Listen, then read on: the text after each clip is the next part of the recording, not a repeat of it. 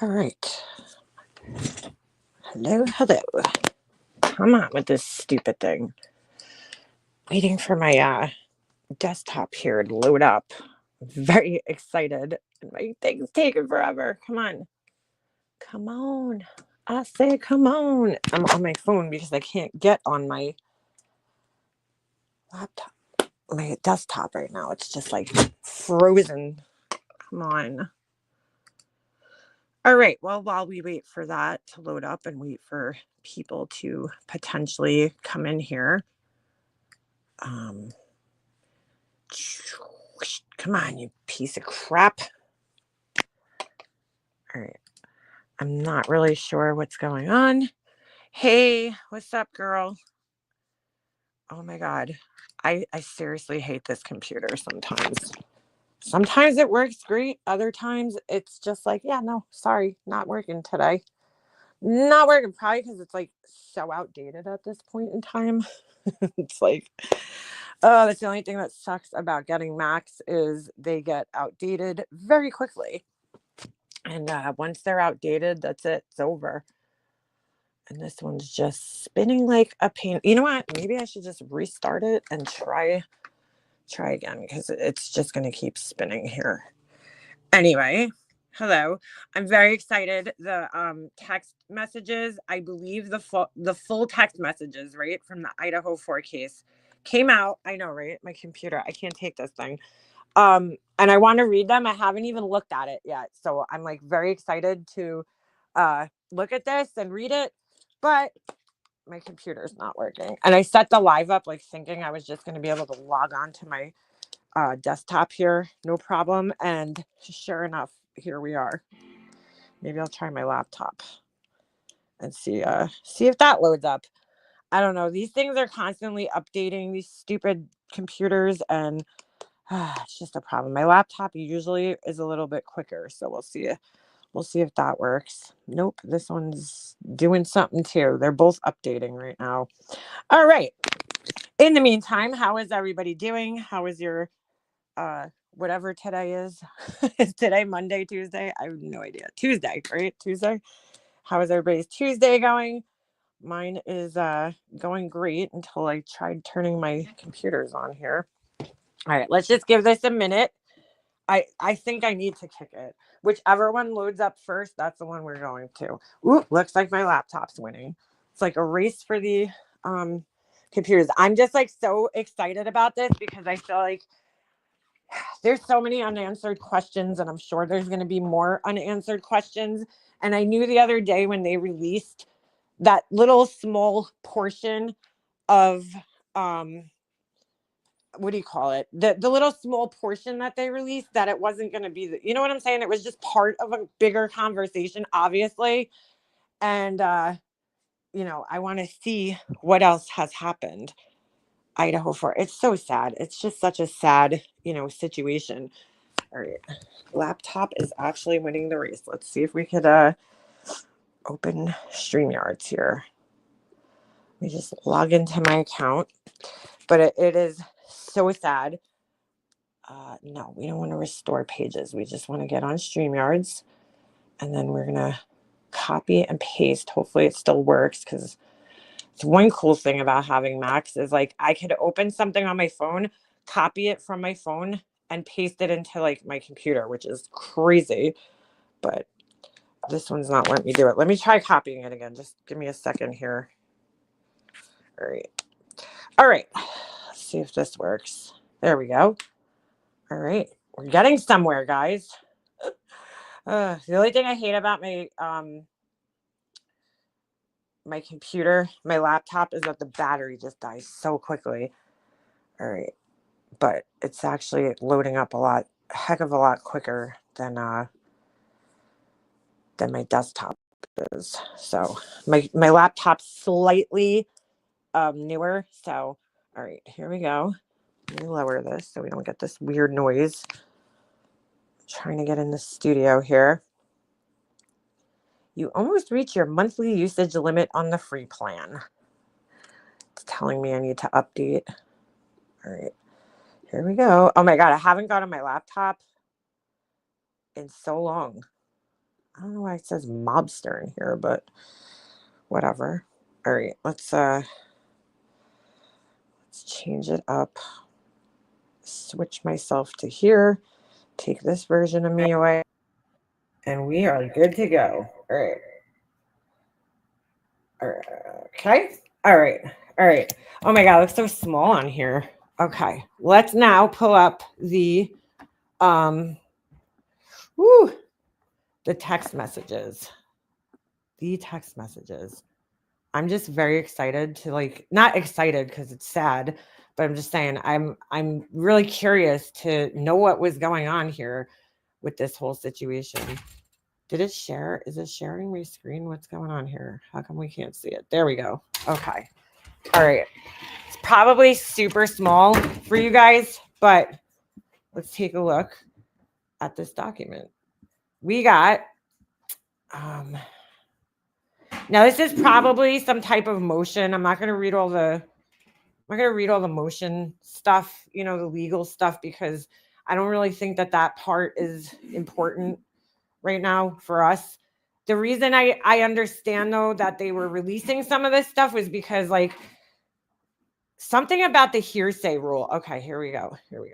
All right. It was something basically about the hearsay rule. So in other words, everybody knows hearsay is not admissible in court most of the time, but there's certain instances where they allow it in. A 911 call might be one of those instances where they allow hearsay in the court because, it's kind of hard. Hold on, I'm just feeding the dog so he doesn't bother the shit out of me. It's probably, I don't really understand the whole thing, so I don't want to say it wrong, but I do know that it has something to do with hearsay and utterances. I don't know. I really don't fully understand the whole thing, but all right. So we're starting here. You guys could look it up, but that's why these are being now. What the fuck is this opening up? Sorry, there's something opening up on my computer, and I'm like, what are you? What are you? All right. Where did my screen go? Okay. All right. So let's take a look at this. This is November 13th, which is crazy. This is my grandfather's birthday. 2022. And the texts are starting here at 2 a.m., 2:10 a.m. And you got Dylan, okay, DM. And I don't know why they're blocking the people's names out. It's kind of strange, just considering that we all know what the names are. Oh my God, this stupid Adobe thing. All right, sorry. Keeps popping up on my screen. All right, so let's go to this. So it says DM text to EG Uber driver inquiring if he was driving. Then it says, he texted her back confirming he was driving. A few minutes later, MM calls BF. I'm not sure who that is. Who's MM? Besides me. Hey, Pugs. DM creates a new contact in her phone. So there's an hour space between MM, Madison, maybe Mogan, right at 2:53, calling Bethany Funk, I assume. So that's at, this is so sad. 2:53. I'm going to assume they're calling each other. Okay. Now we go a whole nother hour later at 3:51. It says DM creates a new contact in her phone. Then at 4:19, about a half hour later, it says Bethany calls Dylan. Then Dylan calls XK. I don't know who. Oh, Zana Knodel. I think it's their last name. Then it says DM calls BF for 41 seconds. So Dylan calls Bethany, right? This is all going on now. So weird. Bethany calls Zana. This is at 4:21. Now, this is the time where the murders are, supposedly happening. Okay. So Bethany's calling Zana. Dylan calls at 4:21 and 50 seconds. Dylan then calls Madison, right? Then Bethany tries calling Madison. And then at 4:22, Bethany tries calling EC. So that's Ethan, right? I wish they would just put the fucking names in here because I'm like, my brain, now I have to sit here and think, but I get it. All right. So then the text messages start. Hold on a second. I'm going the wrong way here. Okay. Whoops. All right, so now we're at, oh my God, why does this thing keep moving? All right, sorry. So now we're at 4:22 and 8 seconds. No one is answering. That's Dylan to Bethany. Then she writes, I'm really confused right now. Okay. So there has to be even more though. Now that I'm like looking at this, like there has to be more in between that time. Because why, right? Just think about this. Why would they all be calling each other at this? You know what I'm saying? Like they're all calling each other or trying to call the other people in the house. They probably heard something. So there has to be some kind of, I feel like, conversation that they were like talking, you know, that they heard something or like what's going on. And I don't know why that's not confused. I mean, why that's not, you know, included in here. It's really weird. So at 4:22, Dylan texts Kaylee and just writes Kaylee. And then she says, what's going on? And then Bethany Funk has an outgoing message on Snapchat, right? Then Bethany to Dylan writes, yeah, dude, what the fuck, right? Then she writes, Xana was wearing all black. See, like this still seems so weird because, like, again, there has to be like more context and more conversation that was happening because out of nowhere, you just write that Xana was wearing all black. Like, I don't know. I feel like there's things missing, and there might be things missing going back to that like utterances thing where it's not factual. I don't know. And hearsay, I don't know if they're only including those texts. Do you know what I'm saying? It's very strange. Okay, so then Dylan writes to Bethany, I'm freaking out right now. Then she writes, no, it's like ski mask almost. Bethany writes back to her, shut the fuck up, actually. And then Dylan writes back, like I had some, like he had something over his forehead and a little in mouth. Now we've seen these already. And then she writes, Bethany, I'm not kidding. I'm so freaked out. It's all spelled wrong, but I'm just reading it the right way. She's clearly freaked out or maybe drunk and not posting right. You know, I mean, not, you know, typing properly. Bethany writes back, so am I. Now, this to me sounds like two girls, you know, college age. Maybe we're out drinking that night and they're like, what the fuck is going on in the house? You know, like we said before, these two girls were like kind of the newer ones from what I understand. And I think, you know, maybe they kind of bonded with each other in that sense, both being the new, you know, people and like not knowing what's going on in the house. Like, everybody's like, I don't understand. How did they not know? And it's like, dude, because they live in a fucking party house, dude. There's, you know, strange people in and out. Like, they don't know everybody. Everybody has their own friends outside of the house, you know? So, all right, fine. Let's just keep going here. So then she writes back, no, it's like ski mask almost. All right, we read that. I'm sorry. Dylan then writes after that, okay? Bethany, I'm not kidding. I'm so freaked out. Bethany writes back, so am I. And then Dylan writes, phone is going to die, fuck. It says BR, but I think that's a typo. It probably should be BF. Says, come to my room. So Bethany says, come to my room. Then she says, run down here. Then Dylan calls Ethan again. And then she calls Bethany. And then she calls, and then Bethany calls her, right? Then Dylan calls, it just says outgoing calls, so I'm not sure who that is. It says outgoing message Snapchat, outgoing message Snapchat. Okay, so the fact that they're Snapchatting while this is going on tells us that like they're freaked out, but not to the point where they actually think something like really serious is going on, like their, you know, roommates being killed. I mean, you wouldn't be you know what I'm saying? If you're freaked out, you're gonna be fucking Snapchatting people in the middle of that. And sending messages, or maybe the outgoing messages were going to the people, because the thing is with Snapchat, we all know, is that the messages disappear. And so there's probably some type of, you know, thing in the data that they could see a message went out. They just don't know who it went to.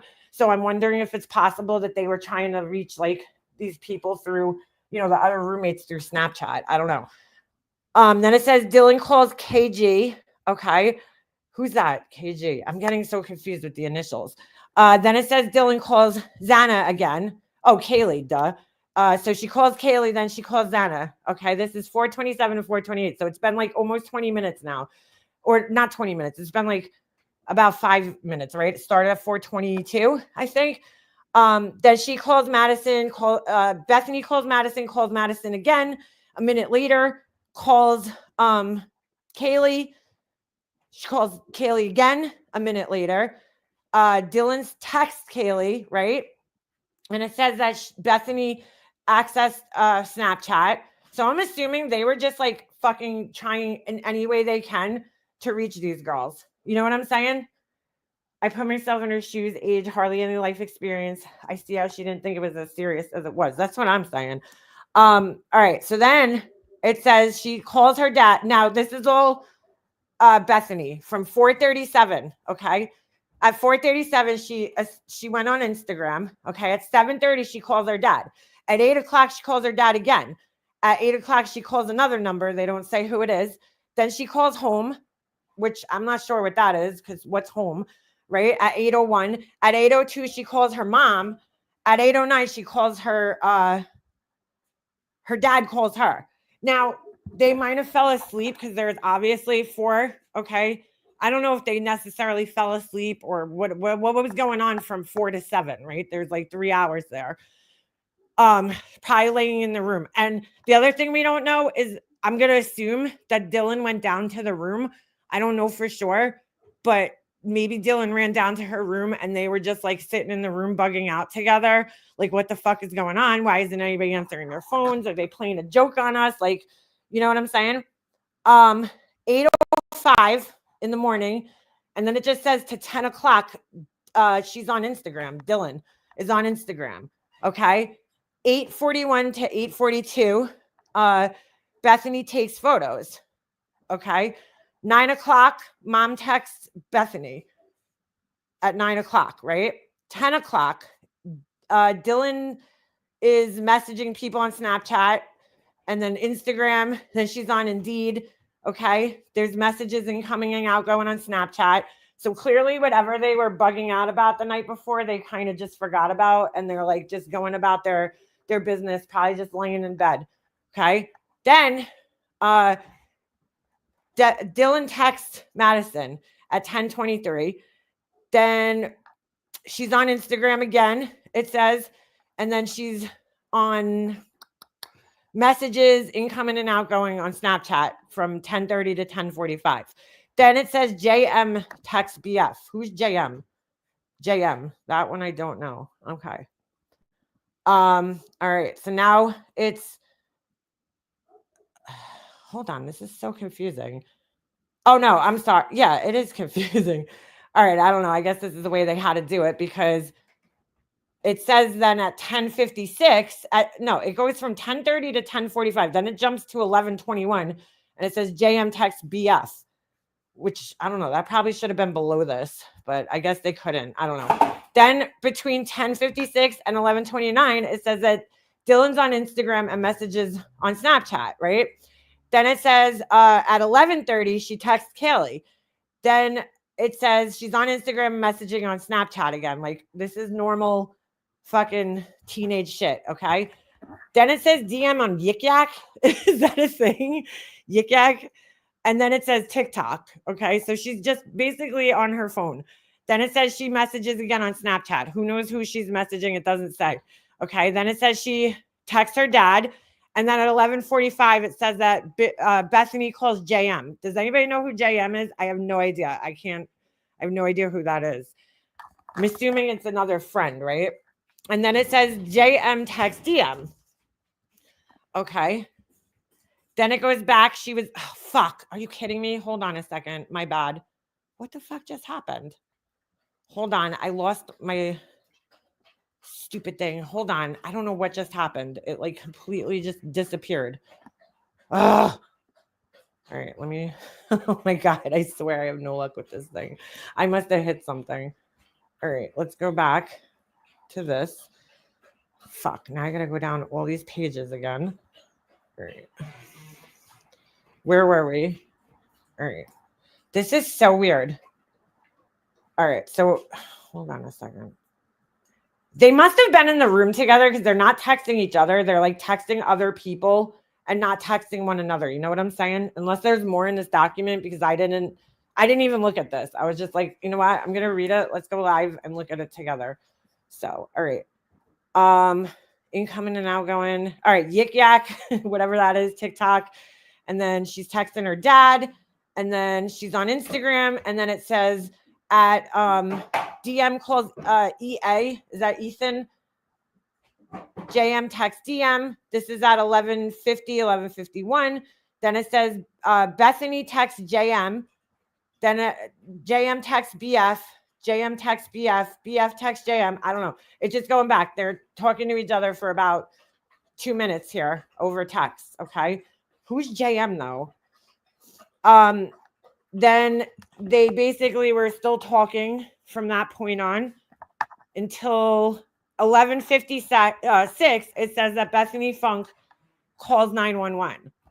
All right. And then it goes about, oh, here it is. The state has selected text messages as excited utterance and present sense impression. All right. So that's what I guess this is all about. Now let's see if there's more. Oh, wait. Should we read this?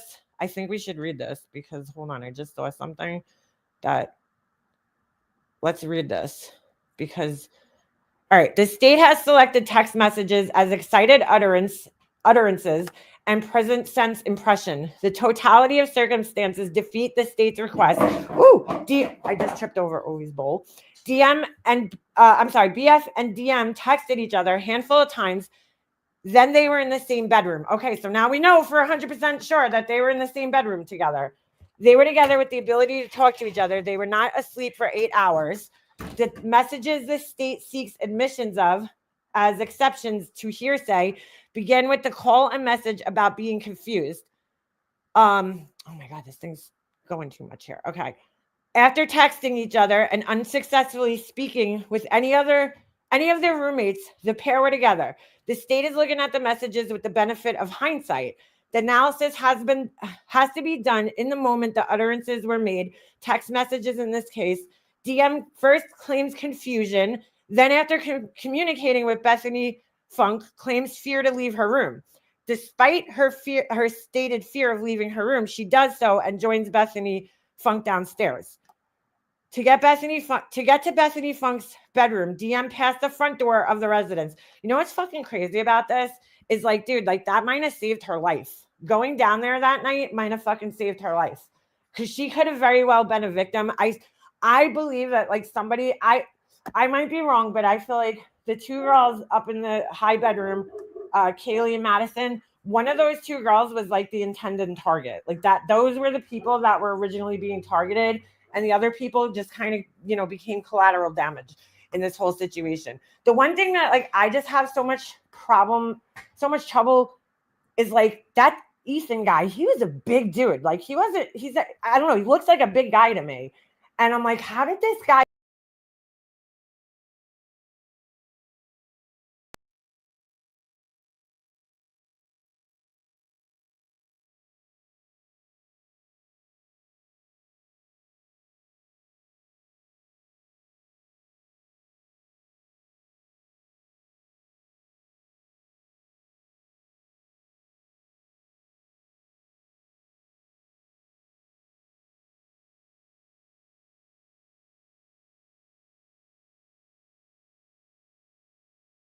All right. I'm not sure what happened, but my laptop decided to just go black. Hold on a second. Can you guys hear me? All right. I have no idea what just happened. My laptop just literally like went black. I have no idea why that happened. All right. Guess I'll be restarting that. The battery's like fully charged too. So I have no idea why that just happened. But all right, I'll wait for that till it fucking load back up. I just had to restart it. I have no idea why that just happened. That sucks. Okay. And of course my desktop's not fucking loading up. Anyway, I just have trouble. Hold on. Let me get rid of my other self here. All right. Remove from stage. I don't know what just happened. That was so weird. And it still looks like there's something on there. No, it's not. It wasn't you. It was my shitty computer. It literally just like the screen went black for no reason. And my desktop still doesn't want to load up. Anyway, I just like there was two people versus one person. Now you might have had two people in the room that were drunk, right? You have Ethan and you have Zana, who, I mean, you would think they could take on this one guy, right? You got a guy who's pretty big himself, in good shape, looks like somebody who's active, who takes care of himself, and then, a girl that looks like she's also in shape. It's just crazy to me. Um, it's just crazy. You know what I'm saying? Like, how did this guy overpower? I don't know. It makes you wonder if he had more than just a knife. Maybe he had a gun with him, but he didn't use it. You know what I'm saying? Just for intimidation purposes. Because how do I guess with a knife, I guess you could, technically overpower people, right? But it's just kind of hard to imagine. Or, they could have also been drinking or in some type of state where it was maybe hard for them to fight. Hold on a second. All right, my desktop's opening back up, and then this one's doing the same thing. I don't know what the fuck is going on with these stupid fucking computers. How overpower two people at the same time? That's what I'm saying. Like, maybe they were, that, or they were sleeping. You know what I'm saying? Like, when Jodi Arias attacked Travis Alexander, she did so in such a methodical way because he was in such a vulnerable state in the shower, no clothes. You know what I'm saying? Like, that's the most vulnerable state that you could be in, is in your shower naked, right? With nothing to defend yourself. Because people are like, a lot of people that when I used to follow that case, a lot of people would be like, how on earth did she overpower him? He was huge.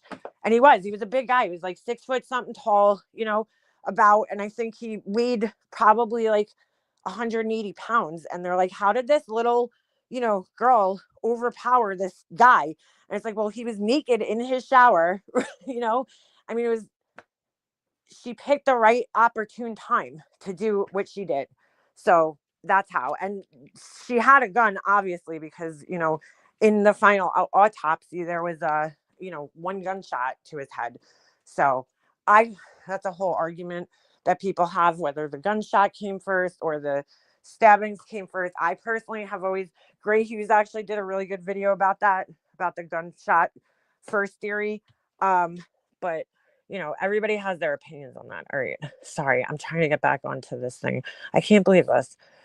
But anyway. All right. So at least we know now that they were in the same room, which kind of looked pretty obvious, right? Given the fact that they were I don't want to go on YouTube. I want to go on StreamYard. I don't know why that thing just happened. Anyway, K-bar is more powerful. It is, but it's just like I don't know. Maybe I feel like either they were sleeping or they were about to go to sleep, or just, you know what I'm saying? Like, maybe in a relaxed state in their rooms. I don't know. It's just very fucking weird. But the other two girls, it's so strange because you really don't hear about what happened with them. Who was first, you know, in this crime? Who was the first person? Because to me, that's the target. Whoever was killed first, that was the intended target. But then again, you got to know more about the friendships, and I don't know what motivated this guy to do this. It's just crazy to me. Believe it or not, there's still people out there that think that he's innocent, and he could be, but I don't know. There's a lot of yes, circumstantial evidence, but what I think is pretty good circumstantial evidence. I mean, why would you be in your why would you be in your neighbor's garbage? There's a lot of stuff that just doesn't make too much sense. All right, I'm getting back on my laptop here. Still waiting for my desktop to load up. I don't know what's going on. All right, let me get rid of this me. All right. Sorry about that. It's like, holy shit. This fucking thing. It's like I said the other day, Fisher Price Productions over here. All right. Oh, now I gotta recopy this. Hold on a second. God dang it. Oh, it should be in my history, but we'll just recopy it. I can't believe this.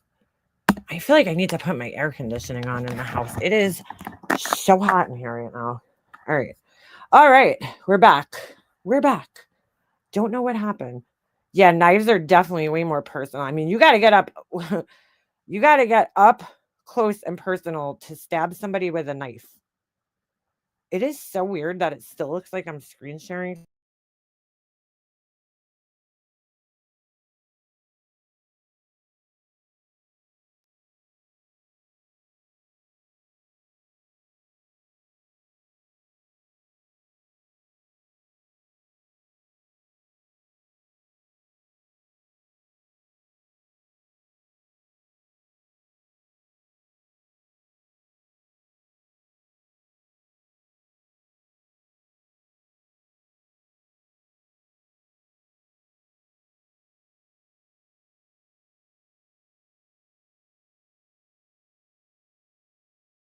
Oh my God. I am so sorry. I apologize. I don't know what's going on with this thing right now, but it is. I think my laptop is just like done. I don't know what the fuck's going on. I tried adding the thing to the stage and it just went black again. That's not good. All right. My desktop's loading up, so be patient. I don't know what the hell's going on with all my shit here. Believe he's been in and out of the house before this. My mind goes in OT with the Idaho 4. I feel the same way. Or I mean, I don't know if there was like pictures of the house online, anywhere, but I wonder if they slept between 4:37 to 7:30 a.m. Yeah, that's what I'm wondering. Well, we would get the answer possibly if I could get this stupid thing working.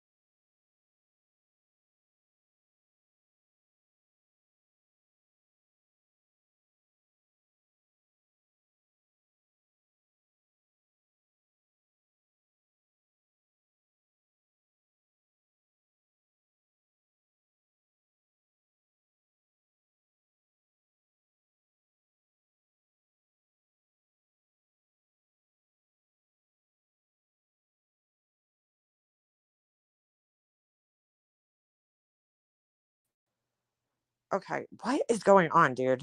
I don't know if it's me or StreamYards at this point. There's something crazy going on. I can't get this thing off of my screen right now. This is so fucking weird. Like, you see how it looks like I have the share up and my um all right, my desktop finally fucking opened. Let me open my Chrome here. I don't know what the fuck is going on right now. The one day I try to do like a fucking, legit live stream where I'm not just sitting here talking shit with you guys, my computers are acting up. I got no luck. He was texting one of them, but we won't know what those texts said until trial.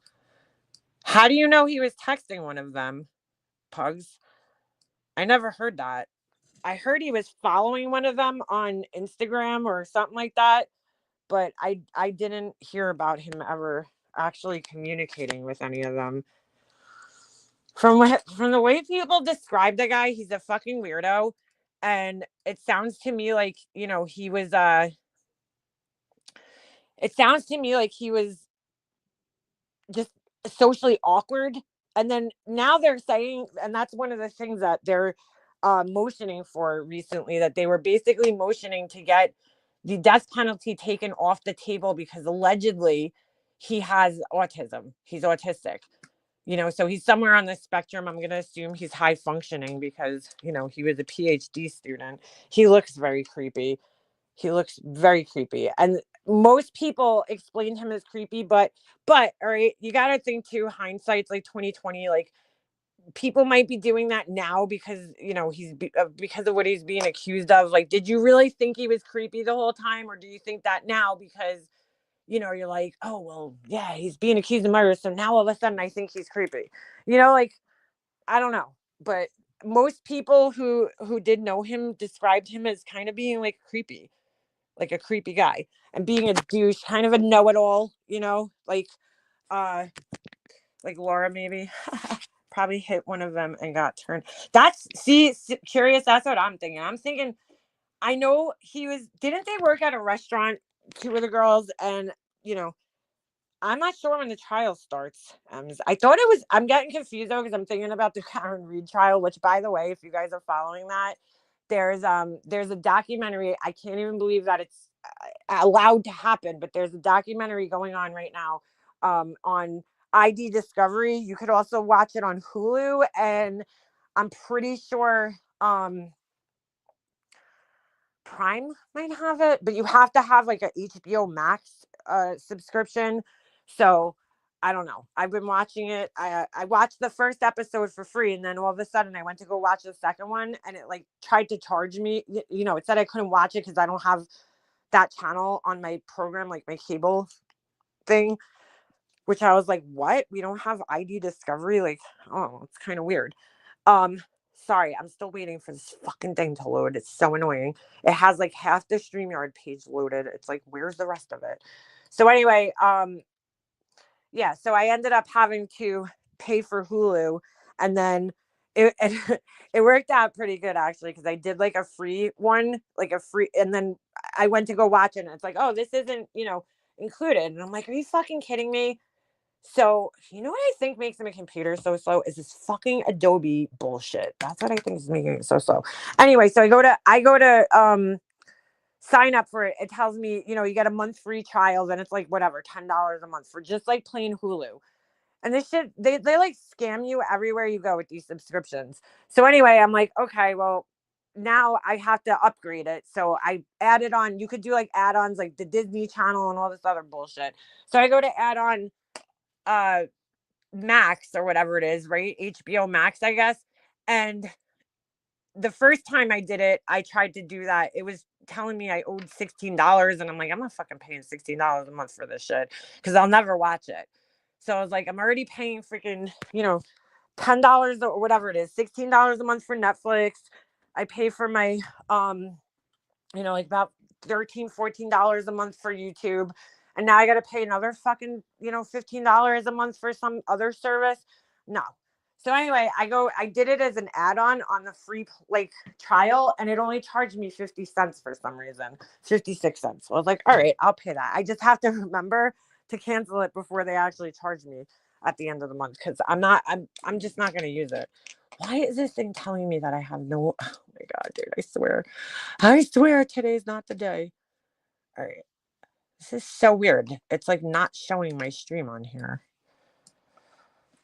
Yes, it's called A Body in the Snow. That's the name. I swear to God, dude, what is going on with StreamYards right now?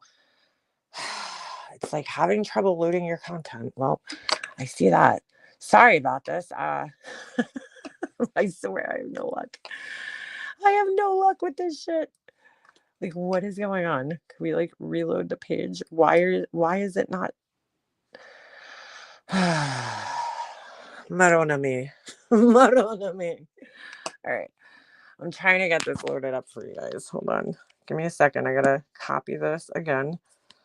Holy shit. I'm done with my laptop. I'm not even gonna try fucking with it. I really need a new one. It's just old. It's probably outdated, and so is this. I didn't know you were on. I was listening to the Jasmine rant. Wait, dude, I didn't even know she was still around. I had no fucking idea that woman was still around. Jasmina. I was like, holy shit. It just really goes to show you that all these people that you think left did not leave. But as I asked Wendy and Randy, because I listened to their clip on, I think it was Clipper's channel, I was like, dude, like, can we just send all these like people, like her, Corey, and fucking like Corey's been like writing crazy shit to me that I had no idea about. But anyway, I'm like, can we just like ship these fucking weirdos off her, Burgundy, Corey, I know what's her name, Bridget, Boston Bridget has like some weird person that's like writing shit about her daily. Just ship them all off to like a fucking remote island with no internet access. Cause I really think these people need their internet access just taken away. I'm like, dude, like, Corey is on another level of crazy that I'll just never understand. I don't bother that girl. I don't talk to her. I don't think about her. Like, why are you fucking so obsessed with my kid and me? And just like, I don't get it, dude. Like, I never had a fucking relationship with you. Like, I talked to you a couple of times on Instagram, but like, I never like had a fight with you. You got mad at me, and this is like your behavior, dude. Like, what do you hate me so much for is my question. What exactly did I do to you? I mean, you don't have to like me, but like, girl, you have an intense hatred for me. That's like I've never seen before for somebody that you really never really fucking talked to, or I didn't do anything to her. So, all right, I'm trying to fucking get this fucking thing working. I swear to God, I hate computers. Your browser can't access your devices. Of course not. Because why? Why would it? Why would it? But yeah, dude, just I mean a whole other level of fucking crazy. Whole other fucking level of crazy. Where is where would you be even listening to this Jasmina chick? Is she like, oh my God, dude, could this fucking thing just load up already? I'm gonna smash it. Like, what the fuck, dude? All right. All right. At least I got on my desktop. All right. Hold on. We're making progress. We're making progress. Holy shit. Holy shit. Oh, it's on Randy's? Okay. I'm going to have to check that out. I'm going to have to. Has Randy even been going live? I feel like YouTube just doesn't even suggest her content to me anymore. I guess she's going on Twitter day and night raging. What's her name on Twitter? And yeah, I need to know. Oh my God, dude. Like, what the fuck are you mad about? That one really confuses me because she really has no reason to be. I don't even know. I mean, anybody can have an opinion, I guess, because it's on the internet, but like, damn, girl, what you so mad about? This is so fucking weird. I just don't understand what's going on here. Okay, all right, we're getting somewhere. We're fucking getting somewhere. How come I don't hear myself though? Okay. I hear myself. I hear my. All right. Is this? Oh, wait a second. Hello. I added the wrong one. Hold on. Hello. All right. Oh my God. Okay. All right. All right. If I can't get this page to load up, I'm gonna. You know what I'm gonna do? I'm just gonna fucking read it off my phone. This is just so weird because it still looks like I'm screen sharing and I'm not. Oh my God, dude. Oh, the life of a fucking horrible YouTuber here.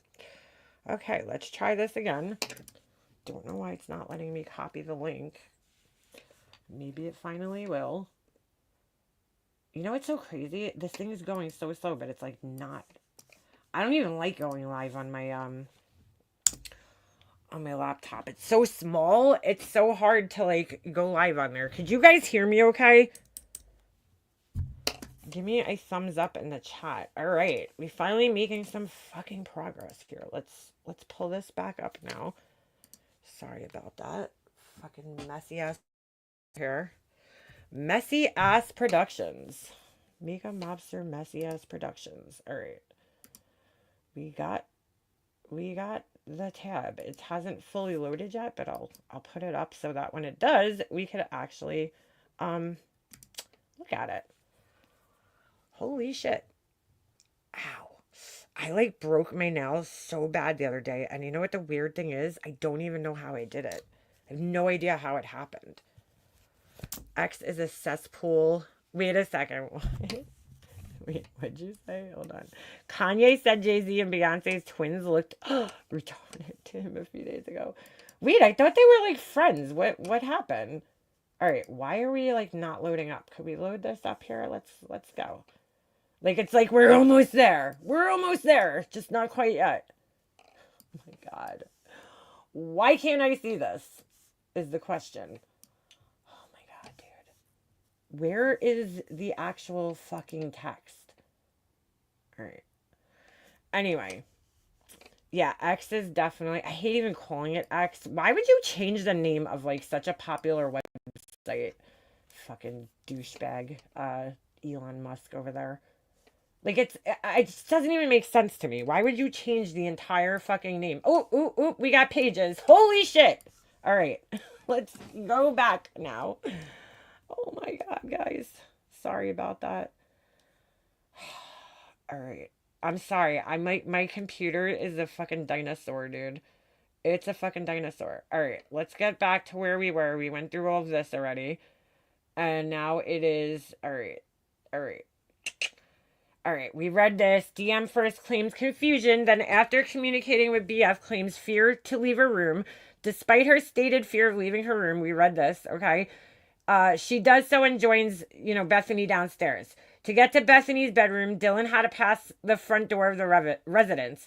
Bethany was steps from the front door. Neither of them left the house. Neither of them called friends, family, or law enforcement for help. Now that's really weird because like they were calling, you just showed us that they were calling friends and family, but I guess just not for help.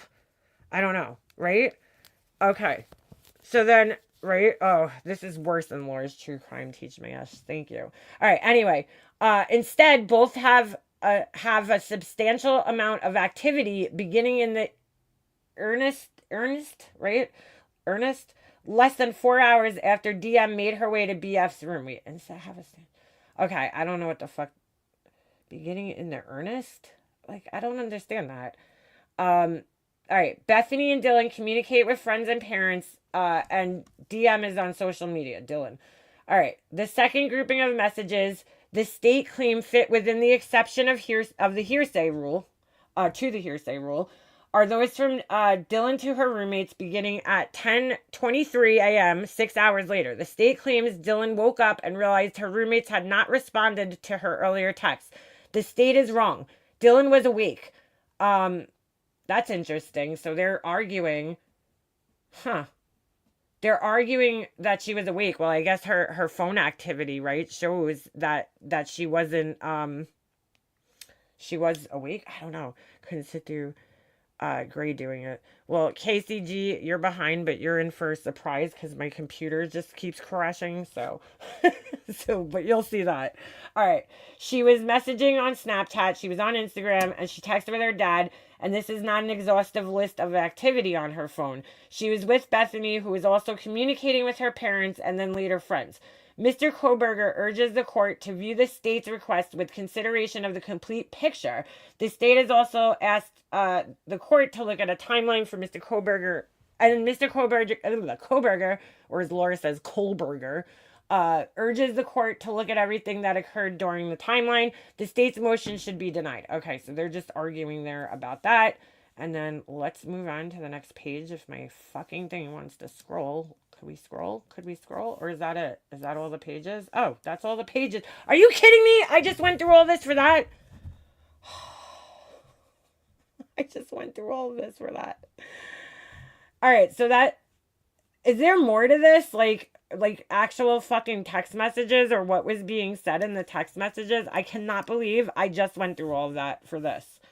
I'm shocked. Well, I probably should have looked at it before I fucking went live about it, but that's what we have there. That's the layout of what was going on. So they're basically arguing, unless there's more that I don't know about, but I don't think there is because I just grabbed this off of somebody else's page. Hold on, let me look again because there was 2 links there and I just want to make sure. I grabbed this off of somebody else's page, so let me just see if there was another link there. All documents here. Okay, let me go to the all documents link. No, I was on this one before. Okay.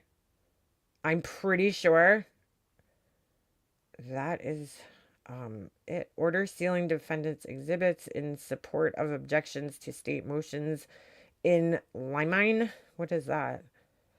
Like, I don't even know which one this would be. Request for discovery, RE expert testimony, exhibit B to defendants. What's this? Hold on. That's nothing. All right.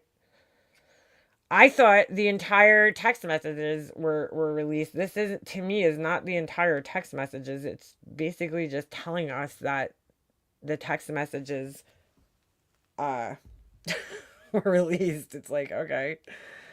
I mean, that to me, this is more of a timeline, I'd like to know exactly what was being said, other than they show the few things, that were back and forth to one another at the top here. But, like, what else was being said? What else was being said? They only really show, which this doesn't make any sense going back up to this, right? We have a few exchanges before she went down in the room. No one is answering. I'm really confused right now. What's going on? Yeah, dude, what the fuck? Xana was wearing all black. I'm freaking out right now. Like, there had to be, maybe, possibly, they were on the phone with one another. let me see what the first thing is. Hold on a second. At 10, all right, going to, oh, all right, so that's the problem here. At 4:19, there's a phone call between Bethany and Dylan, right? At 4:19. But it seems like they only talked for a minute, right? They only talked for less than a minute because at 4:20 she's calling Xana, Dylan, right? Then at 4:20 she's calling Kaylee. And then at 4:28 she's back on the phone with Bethany, but only for 41 seconds. So I guess whatever was happening was being explained in that 41 seconds. Like, something's going on in the house right now. I don't know what it is, right? Let's just time this. I'm just doing a fake for fun, not for fun, but you know what I'm saying, kind of conversation. I'm going to time myself to see how much we could talk in 40 seconds. Ready? Let me start it. I'm going to put the stopwatch on and I'm just going to make up some shit. Okay. All right. I'm trying to get through to them and nobody's picking up their phone, but I thought I heard this guy in the house and it was really creepy. He said, "I'm here to help you." He came in the house. He had on a ski mask and he was dressed in all black and nobody's answering their phones. So I can't get in touch. I'm going to try texting Dylan. Not Dylan, Madison. You text Kaylee and I'll try calling Xana and you try calling Ethan. All right. Yeah. All right. Good plan. Sounds like a good plan. We're not even at 40 seconds yet. So ready? 40 seconds now. 41 seconds. That was 41 seconds. So I guess, right? I just made shit up, but I'm just saying, like, I guess they could have had, some kind of substantial amount of information could have been passed back and forth with each other in 41 seconds, right? In a 41-second call. 41 seconds doesn't sound like a lot when you think about it, but when you actually time it out, I got a pretty substantial amount of information out right there, right? In 41 seconds. I said a lot. So I guess that's what happened. I mean, that's just me talking, but I'm sure there was talk back and forth. But they had obviously talked. I don't know. It's just so weird. What was said in that 41 seconds? You know what I'm saying? Like, let's try calling them. Something's going on. Okay. And then, then it starts off, no one is answering. That's what people aren't thinking about. But there was a conversation clearly that happened, right? At 4:19, something happened. Something was heard and something happened. And that's why Bethany calls Dylan, which is so weird. I don't know. So what was going on between 3:51 and then 4:19? What was going on? It's about a half hour right there, right? There was something going on. The Uber driver, Dylan texts to EG, Uber driver, inquiring if he was driving. And then he says he confirmed he was driving. And then I forget, I wish we knew right now. Yeah, she ran down to the bedroom. That's stated in here. Now, again, this is a defense's motion. So, I don't know. You know what I'm saying? There could be a totally different story coming from the prosecution. But, what time, I'm trying to think of what time the Uber driver, it wasn't an Uber driver, it was DoorDash, I thought. So who's this Uber driver? That's really weird now that I'm thinking about that. Inquiring if he was driving. Who is EG? I don't know who that is. Maybe a friend? And then, all right, EC is Ethan Chapin, right? And then there was another E down here somewhere that I was like, who the fuck is this E? Hold on. To me, it looks like, and I know people are going to be like, oh, they were up all night. Well, how's this? For people who are saying that these girls killed or had some part in the murder, clearly their phone activity exonerates them from that, right? Because if the murders were happening around this time, and they could probably tell due to who was on their phone, Madison, when did their phone activity stop completely, right? So you could probably get some idea of when the murders happened, just by the other people who were, the victims who were killed, their phone activity. So if they were on texting and doing all of this entire time, okay, all this activity, because people, I feel like they're not concentrating on that. All the people that are trying to like condemn these girls for whatever, okay, whether being part of the murder or not calling 911 fast enough, this right here to me proves that at the very least, they played no part in this. Okay, they played no part in this, because how are you sitting on your phone texting people, going on Snapchat, taking pictures? Okay, this pretty much clears them and exonerates them from being part of any type of conspiracy, murder conspiracy, to me. You know what I'm saying? Because there's so much activity on the phone. I mean, between going back and forth to Snapchat, to this, to that, whatever, trying to call these people. Then you gotta, I wish we could do like a complete timeline here and see like when was Koberger's car seen, right? So because that was the one thing I had a little trouble with when it came to this crime, was the amount of time that this happened in. But then again, like, I've never fucking stabbed people, so I don't know how long that takes. How long does it take you to go in the house and stab people a bunch of times and then run out of the house? Could you do that in under 7 minutes or whatever? I think it was like 12 minutes or something like that. I mean, I don't know. I guess you can. It's hard to think. To me, it seems like they were freaked out, but not to the point where they actually thought somebody was being killed. You know what I'm saying? Like, if she was that freaked out, right, then she wouldn't have left her room. So I think what happened here was when the probable cause affidavit was released back in whenever that was, because it was probably like a year or two ago, right?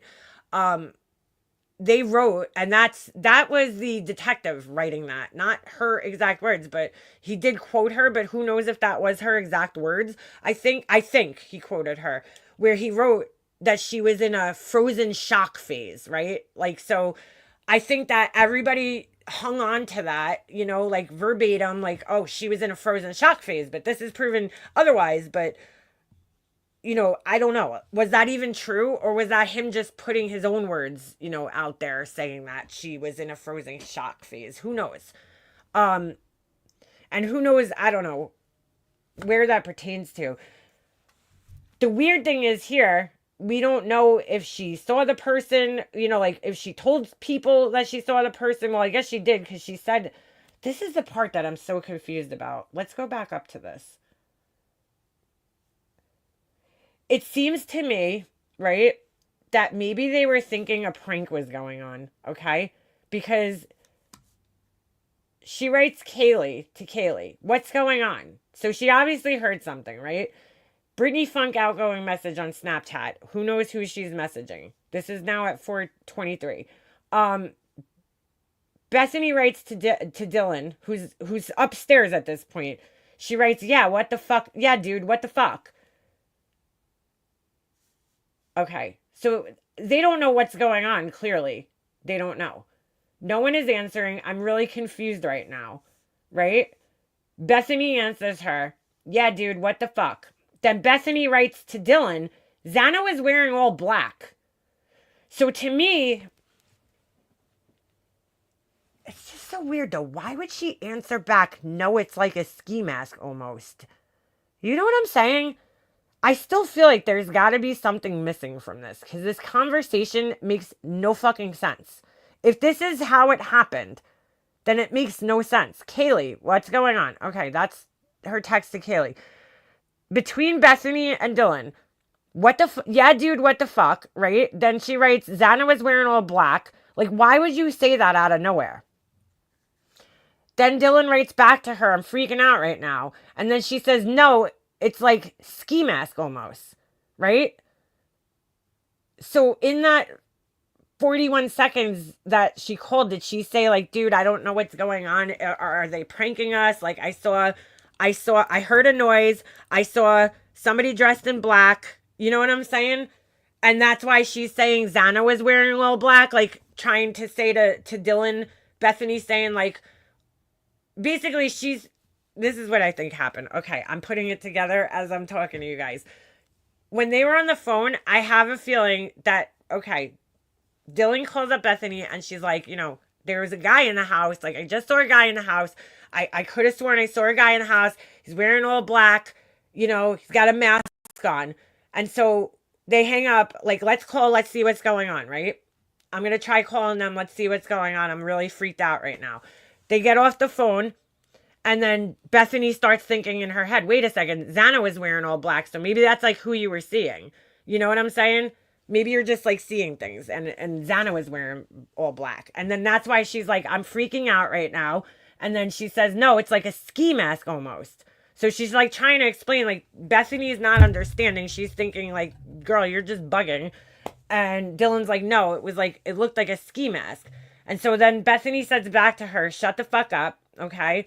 And then she says, actually, and she still doesn't believe it. And then Dylan says, like, he had something over his head, his forehead, and a little mouth. You know what that sounds like to me? One of those baklava, I guess they're called. I don't know. I don't know how you say it. So it's not like a ski mask, really, where it covers your, I guess that is like a ski mask, but a baklava kind of has like a more open, maybe, and a little over his forehead and a little and mouth. Okay. Then she says, Bethany, you know what? This is also missing. Wait a second. This is missing the other part of what they released the other day. I just realized that. Because remember, there was a text message that said, I'm so scared, but it looked like screwed. Where is that? How come that's not in here? Do you guys remember if you read the original messages that they put out? There was one that I think it was Dylan saying, I'm so screwed or scared. And that's missing. That's not in here for some reason. What the fuck? Wait a second. I am so confused. Hold on. I'm going to look at my phone because where does that fit in this whole thing? I just realized that. Baklava. Baklava? Oh, balaclava. Baklava. That's what I thought. I'm like, isn't that a Greek pastry? I want some more baklava.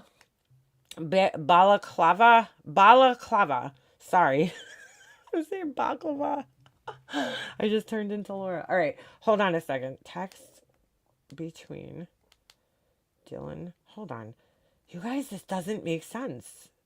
Between Bethany Funk and Dylan. Hold on. I don't know how to spell her name. Hold on. Why is this asking me to sign in? I don't want to sign in. This is not making sense because I feel like it's missing something. Where's Bombshell? Hold on a second. Oh, wait. Now this is going to have only this one. Idaho. Let me write this. Idaho 4 because I found it like this the other day. I have no idea where it is on this like website that has everything. All right. Let me look at the original text messages because there was more to it. No one is answering. I'm really confused. Hold on a second. My phone is going to die. Come to my room. Where is the one that said I'm screwed or I'm scared or something like that? I can't seem to find that now. Something over. I'm not kidding. I'm so freaked out. Come to my room. Run down here. Please answer. Are you up? All right. So weird, dude.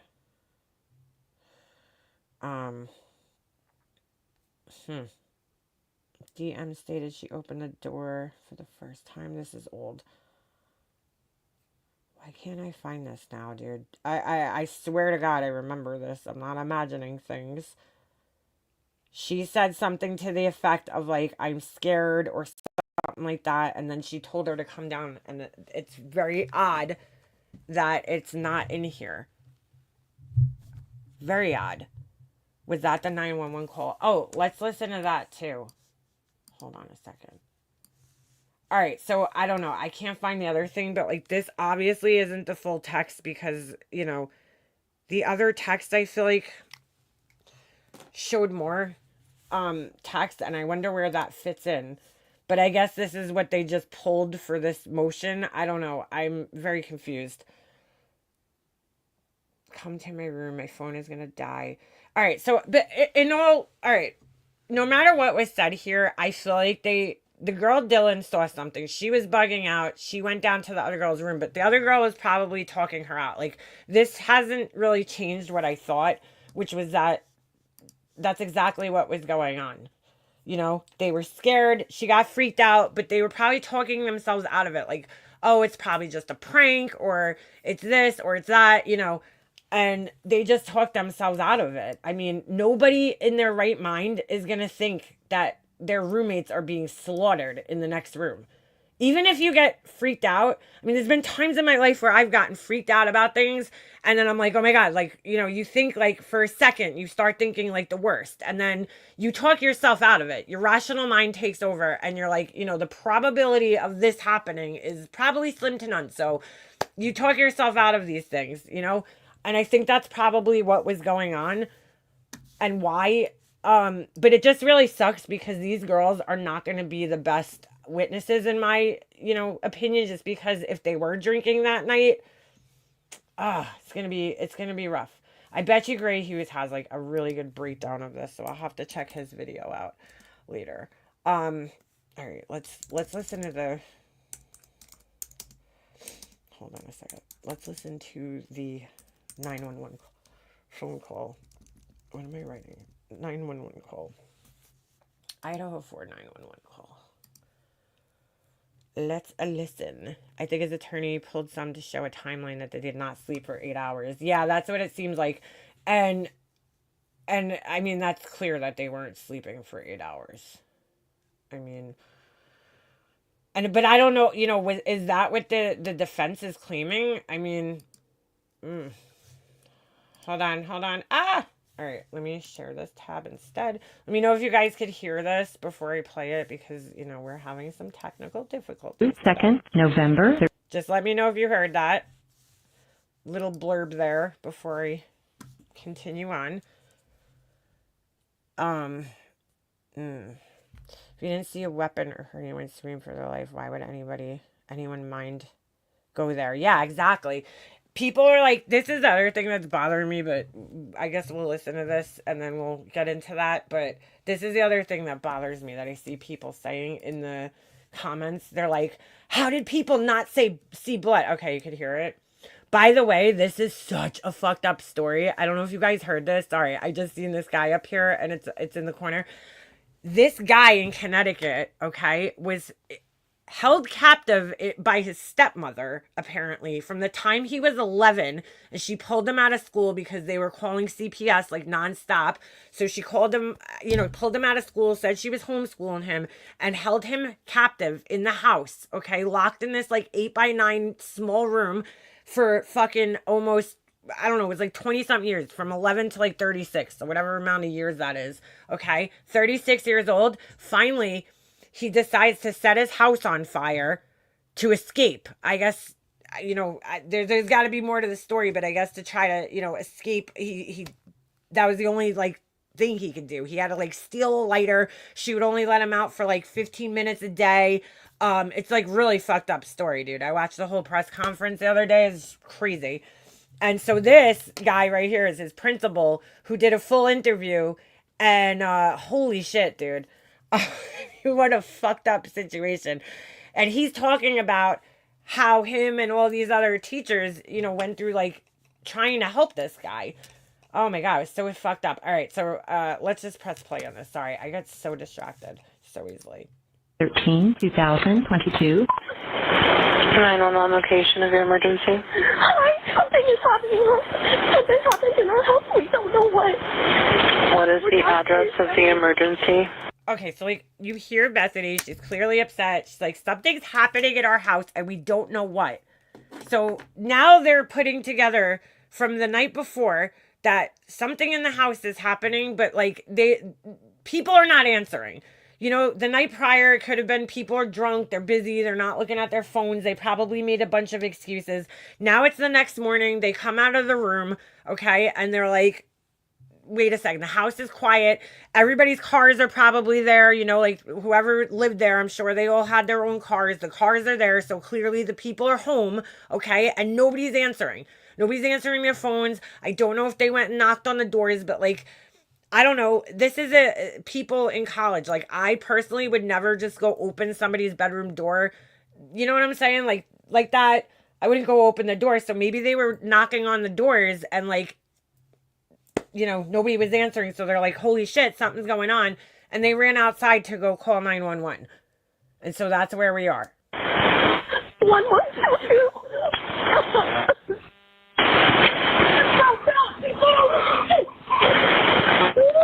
What is the rest of the address? Oh, Kings Road. Okay.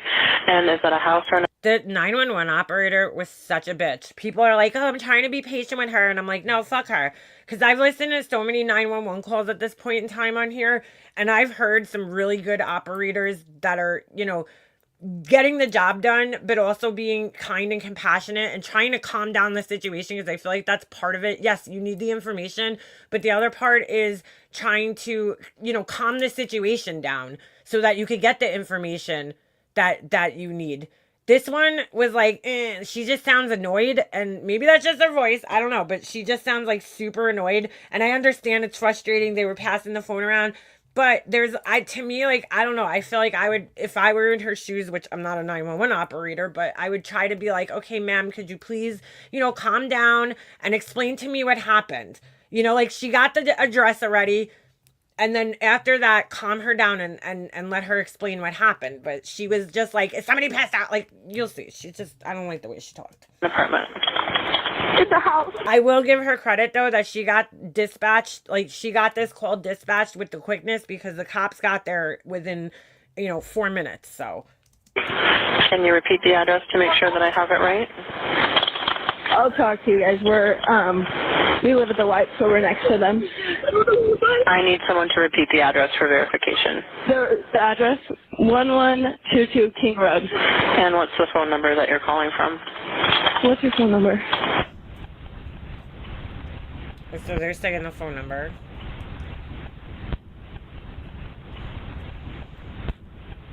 And tell me exactly what's going on. And as she tries to explain what's going on, she's like, totally cuts her off. One of the roommates has passed out, and she was drunk last night, and she's not waking up. Okay. Oh, and So she just told her right there that one of the roommates is passed out. She was drunk last night, and she's not waking up, right? So, like, there's the information. She just gave her all the information that she needed. they saw some man in their house last night. Yeah. She saw some man in her house last night. That's the weird part to me, but that I'm like, wait a second. And I guess for other people, and that's why they saw a man in the house and they didn't call 911. But, like, again, they live in this house where the front door is never closed, right? The front door is never locked in this house, supposedly. Right? So, and there's people in and out. It's a college town. They saw a guy in the house, but, like, probably maybe got freaked out, but didn't realize that it was, like, somebody that they should really, really be freaked out about. But you know what I'm saying? Like, you could get creeped out by a person. That doesn't mean that they're going to fucking kill everybody. They could have thought it was one of the guy Ethan's friends, or, like another friend who was just, like, playing a prank on them. Like, and then now this morning when they wake up or they come out of the room and they realize that nobody else in the house is awake. Now all of a sudden they're putting it together like that this guy was in the house too last night, and what the fuck is going on here? I don't know. Hi, this is And are you with the patient? Okay, I need someone to keep the phone, stop passing it around. Can I just tell you what happened pretty much? What is going on currently? Is someone passed out right now? She just fucking told you. I don't really know, but pretty much at 4 a.m. Okay, I need to know what's going on right now. I wish she didn't cut her off. If someone is passed out, can you find that out? She Yeah, just come told on, you. but you gotta go check. So now that's Dylan, who got on the phone, who seems a little bit more calm, oddly enough, right? Because the night prior, she was the one who was freaking out, and the Bethany chick was not as much. And now it seems like the roles have kind of reversed, It's weird. So she's like, come on, let's go in the house and let's see what's going on. Because they're not even 100% sure what's going on right now. They just know that their roommates are not answering them, So they're not sure they're assuming that she's passed out because they're not answering. They're probably calling the phones, knocking on the doors, and nobody's answering. And who knows if the door was locked? They could have pulled the door locked behind them. You know what I'm saying? But we have to.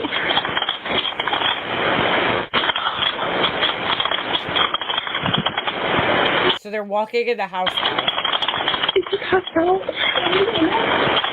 I thought, wait, what did she just say there? Hold on. I didn't hear that before. Is she passed out?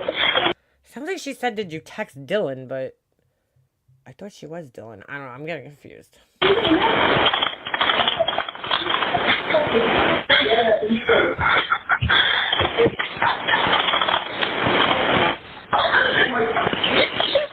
What's wrong? What did she say there? What's wrong? I don't know what the fuck she says there. That's weird. She's not waking up. She's not waking up, they're saying. I don't think that right now they're physically seeing her. I think that they're just trying to either call her through the door or knock on the door, and they're not getting a response. And that's why they're saying she's not waking up right now. Okay, one moment. I'm getting help started that way. Okay, thank you. What's wrong?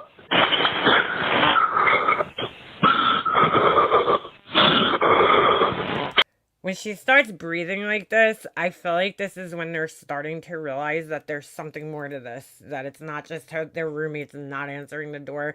Maybe they started seeing blood. Maybe, maybe there was something, I don't know, or maybe she's just getting more and more nervous because, there's other people now involved. They're trying to get a hold of this person, and it's becoming more of a reality that they're not waking up.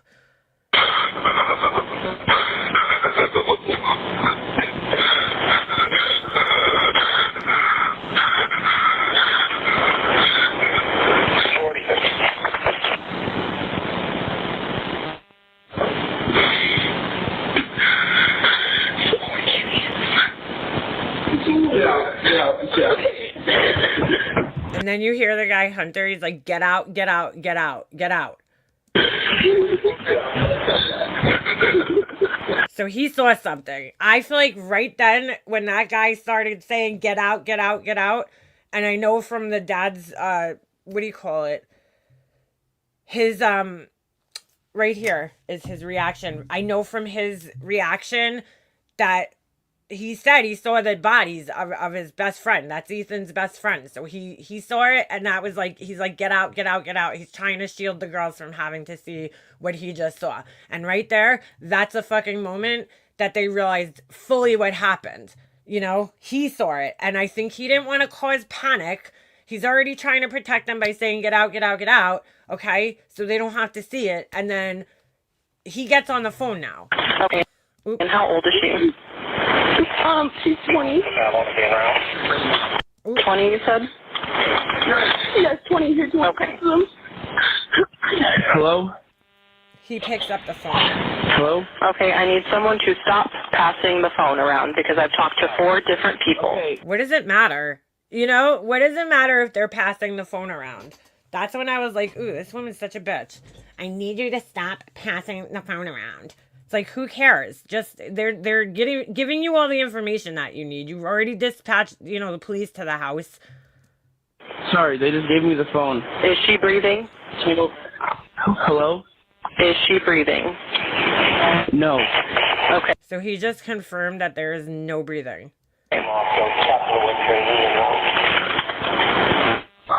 Now, people online are all like, ooh, how come they didn't mention the blood or, whatever. I don't know. I can't tell you why this guy didn't mention the blood if he saw it. Maybe he didn't see fully. Maybe he just cracked the door open real quick and noticed that, like, no, something ain't right here. She's passed out. Who knows? And that's why he was like, get out, get out, get out. And maybe he didn't want to cause a panic to, for everybody else and say there's fucking blood everywhere and get everybody hysterical. Like, because who knows how many people are outside at this time. Okay. So, I mean, I don't know. There has to be reasonable explanations for this. to talk to them, Shay. I can't talk to them. I need you to talk to them. I think he's like processing shit. He's like, I can't talk to them. I need you to talk to them. I just realized how shitty these headphones are because this sounds so horrible on these headphones. Like on my AirPods, I could hear it perfectly. Hello. Okay. I've already sent the ambulance and law enforcement. Stay on the line. If there is a defibrillator available, send someone to get it now and tell me when you have it. Say that again. There's a police here right now. Okay. If there is a defibrillator available, send someone to get it now and tell me when you have it. We don't have one. I think yes. You hear somebody saying not breathing. You have a defibrillator? Yes, you have one. Are you talking to the officer? Yes. Okay, I'm going to let you go since he's there with you and can help you. Okay, thank you. Bye. Okay. 11:59 a.m. 49 seconds, November. See, like, that's all you get. And at that point in time, too, that's why people are like, why didn't they mention the blood? Because by time they got out of the house, the cops were there. And when he got on the phone, the cops were there. That's why he was probably like, I can't talk to you. And he handed the phone back to her because he probably wanted to go over and tell the officer that was there what was going on and what he saw. And that's probably why he didn't mention the blood or anything, because the cops were already there. Because people are like, there was blood on the outside of the house. How did they not see the blood? You know, the crime, I'm sorry, whoever it was that goes to the, crime scene or medical examiner or whoever it is says that they, you know, it was like one of the bloodiest crime scenes they ever saw. But I think like when people think that, they're thinking it's like Dexter and there's just like blood splattered all over the fucking room. And I think in real life, that's not really how it works. Like if you ever look at the Travis Alexander, because it's just another, you know, situation where I could think that somebody got stabbed. The blood wasn't like splattered. It was messy, but it wasn't like, it was also kind of like contained in a weird way. There was pools of blood on the bathroom floor, right? I'm trying to remember this. Like I haven't looked at the crime scene in ages, but you know, there was pools of blood on the bathroom floor in spots, but most of the blood pooling was in the shower where she left his body and he basically bled out to death, you know? So, well, I also think she tried to clean some of it up. So, you know, there was that. There was a handprint on the wall. I remember that in blood. But it wasn't like, I don't know. I think in people's heads, they're picturing like Dexter, where it's like splattered all up the walls and shit, you know? They might have not seen, you know, that much blood until, who knows, you know, until they really got in there, got in the room. So, I don't know. But they're like, the blood was leaking out the walls. Is that even true? I know I've seen the pictures of it, but like, was that blood or was that some other type of red substance that was, you know, maybe rust or something that was coming from something on the house? Like, I don't know. You know, the news said it was blood, but have we got confirmation from like the police that it was actually blood that was dripping out of the house? I mean, I don't know. So, just so sad, the whole situation. Didn't Laura blame the male victim as a contributor of the murders? Did I get this right? Wait, which male victim? This guy, the guy Ethan? Or the guy that was on the phone? I don't remember her saying that, but if she did, that's fucking stupid, because how would he be part of it if he himself was murdered? That doesn't make sense. I think it was blood. But even if it was blood, like, in my opinion, the guy could have, or girl, whoever was body was left, okay, was probably left leaning on that outside wall, and that's why the blood was coming out of the house. That doesn't mean it was all over the room. It could have just pooled in that area where the person was left laying, because I still, you know, I still don't really know where the people were killed. I don't remember her saying that, but I don't, like, how could he have even been part of it? That doesn't even make sense. Duh, it's Laura. I guess so, right? Laura says a lot of stupid shit. I mean, I don't know.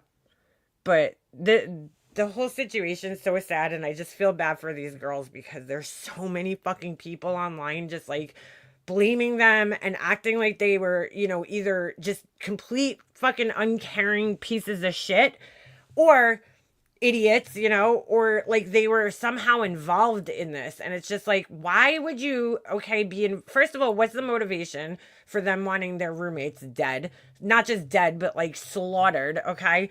And then to like sit in the house with their bodies and then like 8 hours later decide to call 911. Like, if you were going to play part in a murder, wouldn't you like, I don't know, do it while you weren't there? Like a weekend that you weren't there? I don't know.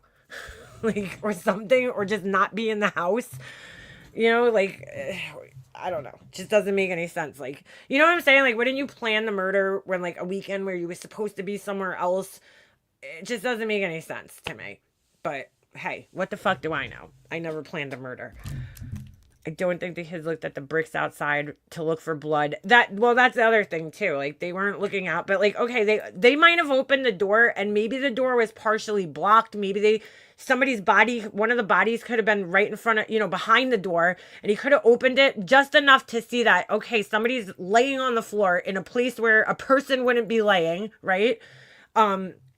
Maybe in a position that a person normally wouldn't be laying in if they were sleeping. And that was enough for him to just know, you know what I'm saying? Like, he could have just peeked in and saw maybe her head just sticking out from the door and then been like, oh shit, you know, and that's why he's like, get out, get out, get out. Because a normal person wouldn't be laying on their fucking bedroom floor passed out like that.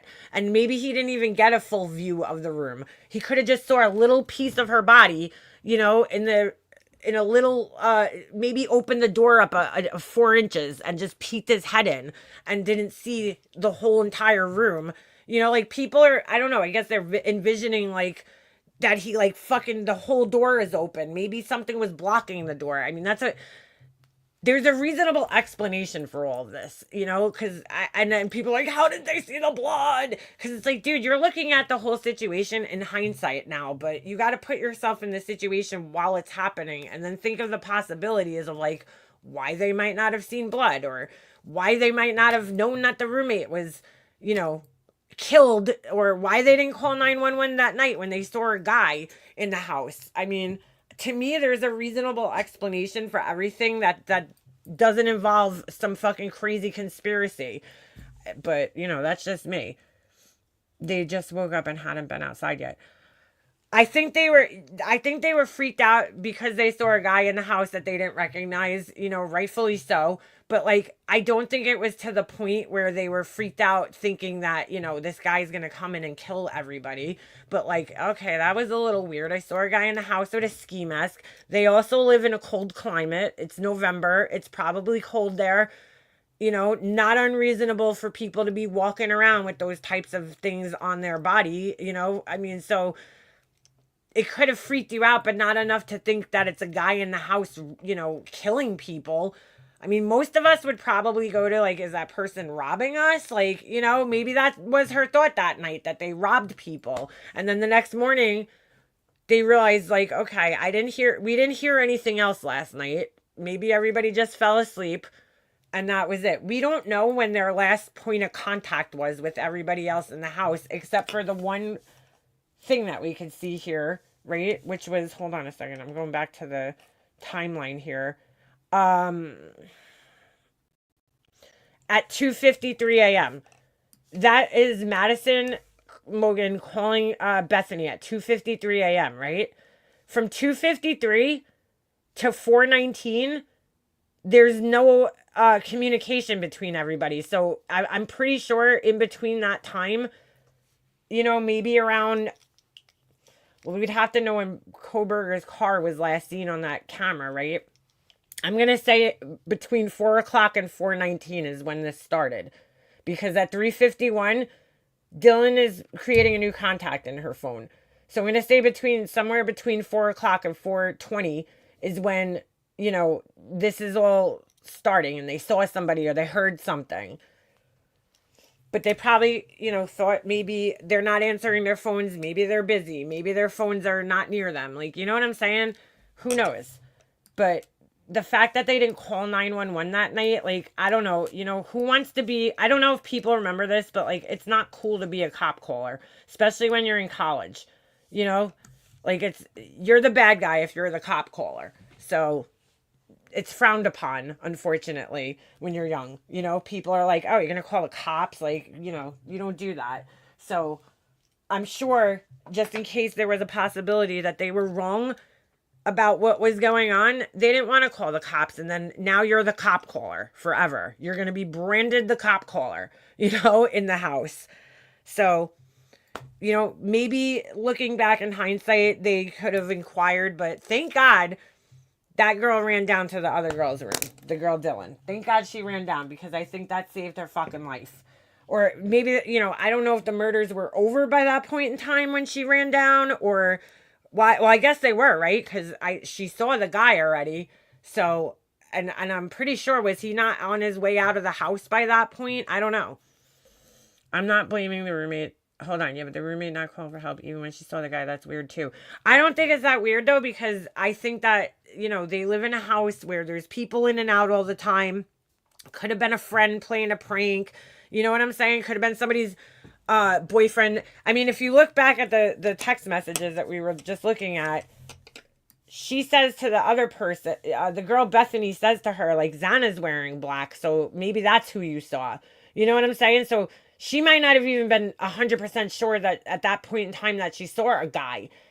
I mean, but she's like, well, she kind of is, because she's saying, you know, he had a ski mask on. It was like kind of covering the face.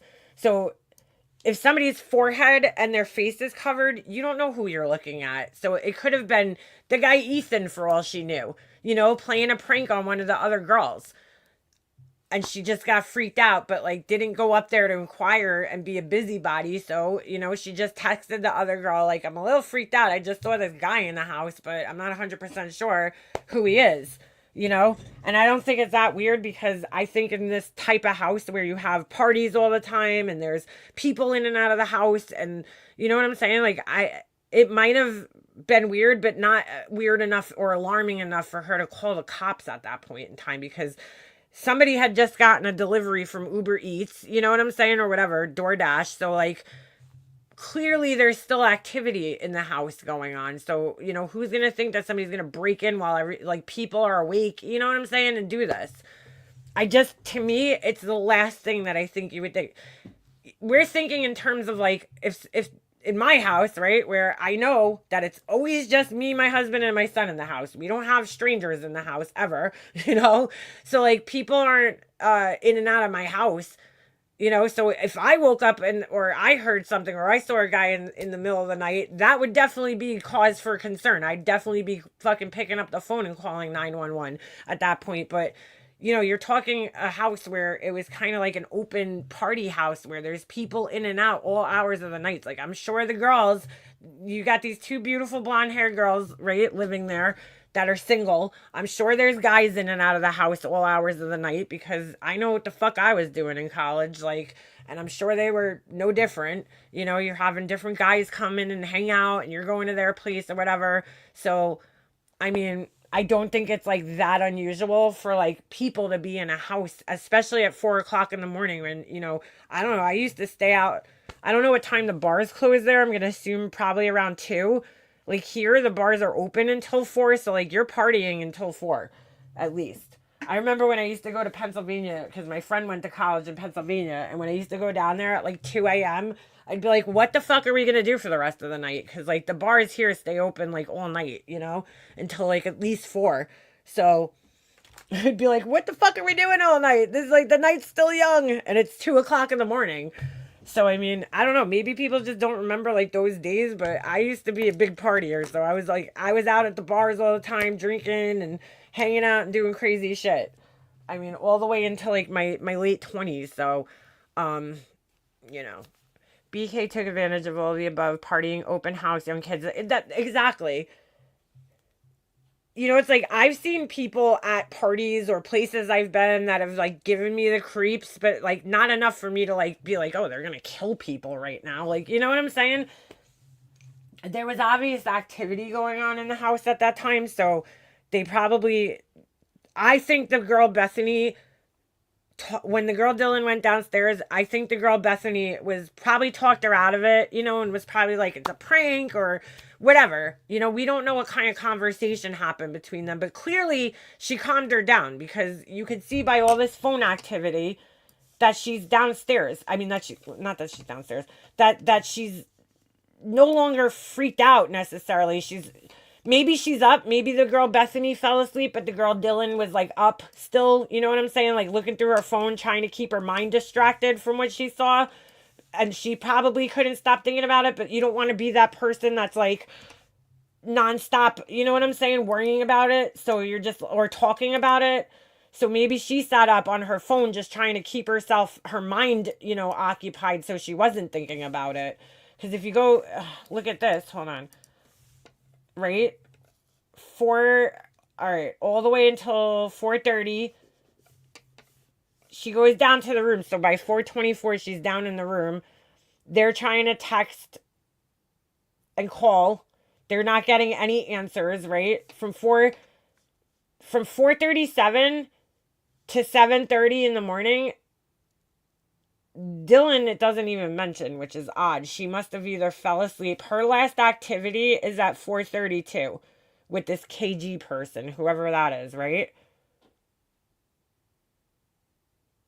So they're obviously maybe calling people and like telling them what happened and trying to figure it out. I don't know. And then from 8 o'clock, Bethany is calling her dad, her mom. Okay. And then Dylan's on Instagram. I don't know. If she's on Instagram, that might have been, trying to contact people. Like, hey, have you heard from, our roommates? They're not answering their phones. Like, what the fuck is going on here? Just because they were on Instagram, it doesn't mean they were, like, looking through, pictures or anything. They might have been, like, messaging with people or trying to message the other girls on Instagram. It doesn't really specify here. They could have been trying to just message them in any way that they can.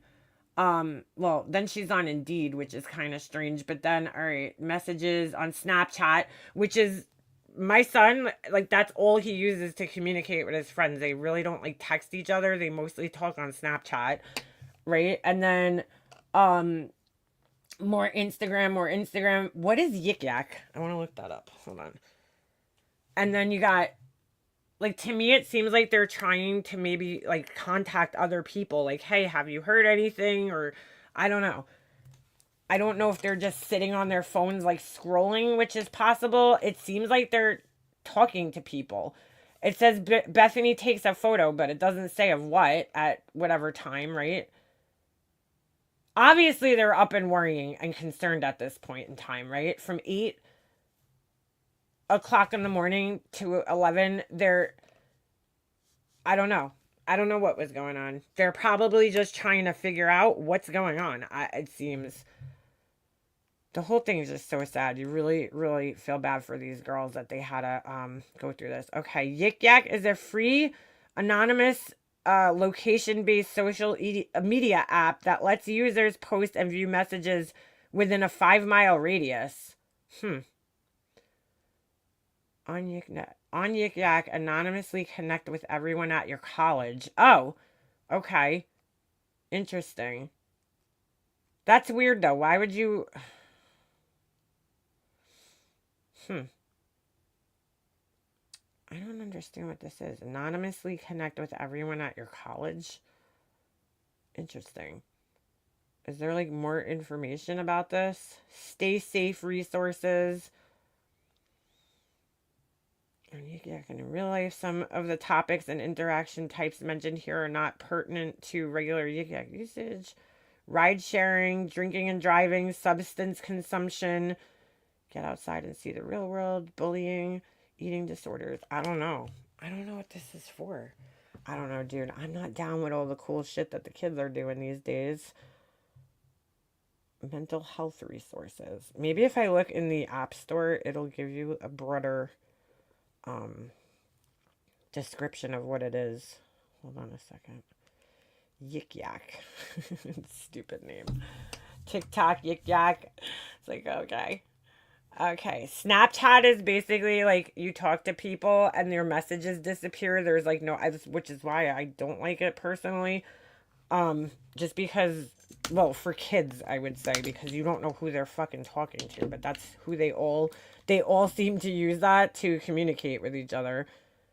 All right, need a laugh, need a shared experience. This is reviews, but Yik Yak is the best way to connect with communities that matter to you most. Create memes, post jokes, share thoughts, slide into DMs, and more. All post comments and messages are anonymous, so feel free to be your most authentic self. That's like so weird. I don't get this. I guess you could just go in and chat and kind of talk shit with people on here. I mean, she could have also opened the app by accident. It says she accesses it, but it doesn't necessarily say. It just says on Yik Yak. I don't know, dude. She could. I know a lot of people. Specifically, I'm thinking of one person who's like very socially awkward that I know that I was friendly with, and like she used to always constantly, I feel like, just be on her phone like when she felt uncomfortable in social situations. I feel like, well, I know a lot of people, but this one person, I feel like it was just like really excessive the way she did it. Like she would just like, I feel like her phone was kind of like her comfort. I don't know. I think people do that though. You know, you like, if you feel awkward in a social situation or you're stressed out, you kind of just like, I do it sometimes. I'll just be like going through my phone just to like distract myself from like, you know what I'm saying? From like what I'm thinking at the moment. And I feel like maybe that's what was going on with them. Maybe they were just like scrolling through their phones, just trying to distract themselves. I don't know. I really don't know. Because sometimes I feel like people do that. You kind of use your phone as like almost like a buffer, right, between you and people. If you don't want to talk to people, you could like be like, I'm looking on my phone, like don't bother me. I'm busy over here. I don't know. I never heard of Yik Yak either. Who knows? I don't know, but I just my heart this my heart hurts for these girls. I distract myself online because I'm most often at home. Right. You know what I'm saying? Honest, I think all of our phones are our lifelines. You know what I'm saying? But like if you're in like a nervous situation, you're trying to like text people, message people, and then while you're waiting for the messages to come back, you're like, just flipping through things to like I don't know, see what's going on. It seems to me like in my brain, I feel like they were on all these different apps, trying to like get answers. And of course, while they're waiting for answers, they might scroll through Instagram or something like that from people. They're obviously texting people. So there's conversation happening, calling the dad. Maybe they ask the dad, what should I do?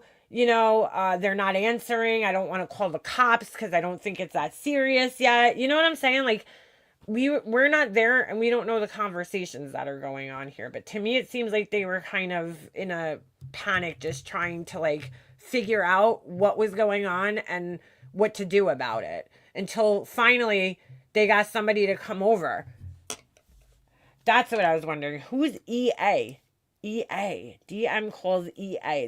This just must be, you know what the weird thing is though?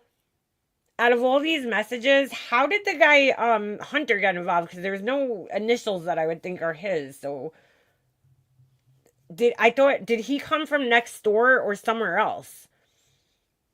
Because I know that one of the people that was on the 911 call was like the next door neighbor. Because she says it, but like, did he live next door as well? I don't know. Very strange. She was calling him, I forgot, it's a criminal complaint on the presser, but it did come from law enforcement. Hold on, what are you saying? No mention in the text. Hold on a second. Wasn't there a dog in the house? Yeah, the dog was left in the room from what I understand, right? I think Maddie was also on TikTok that night calling her boyfriend all night. Oh yeah, that's right. That's right. She was on the phone calling the ex-boyfriend. That's right. I totally forgot about that. Holy shit. It's been a while since I've like followed this case closely, because I just tend to not follow cases until they like just go to, trial It's kind of hard with all these like motions all the time to follow. It's pretty boring in my opinion. So I just can't wait for the trial so that, we could hear exactly what happened, everybody's stories. These poor girls are going to have to live with this no matter what for the rest of their lives. Not only the horror of, knowing that their roommates died, but the guilt that they're going to have, which is a real thing called survivor's guilt. It's a real thing. When people around you die and then you live, okay, they probably have PTSD to the extreme, I'm sure. And then, live with the fact that like, maybe they did get freaked out that night and didn't call the cops. Maybe now they're like, holy shit, why didn't we call the cops? And I'm sure they feel guilty enough about it.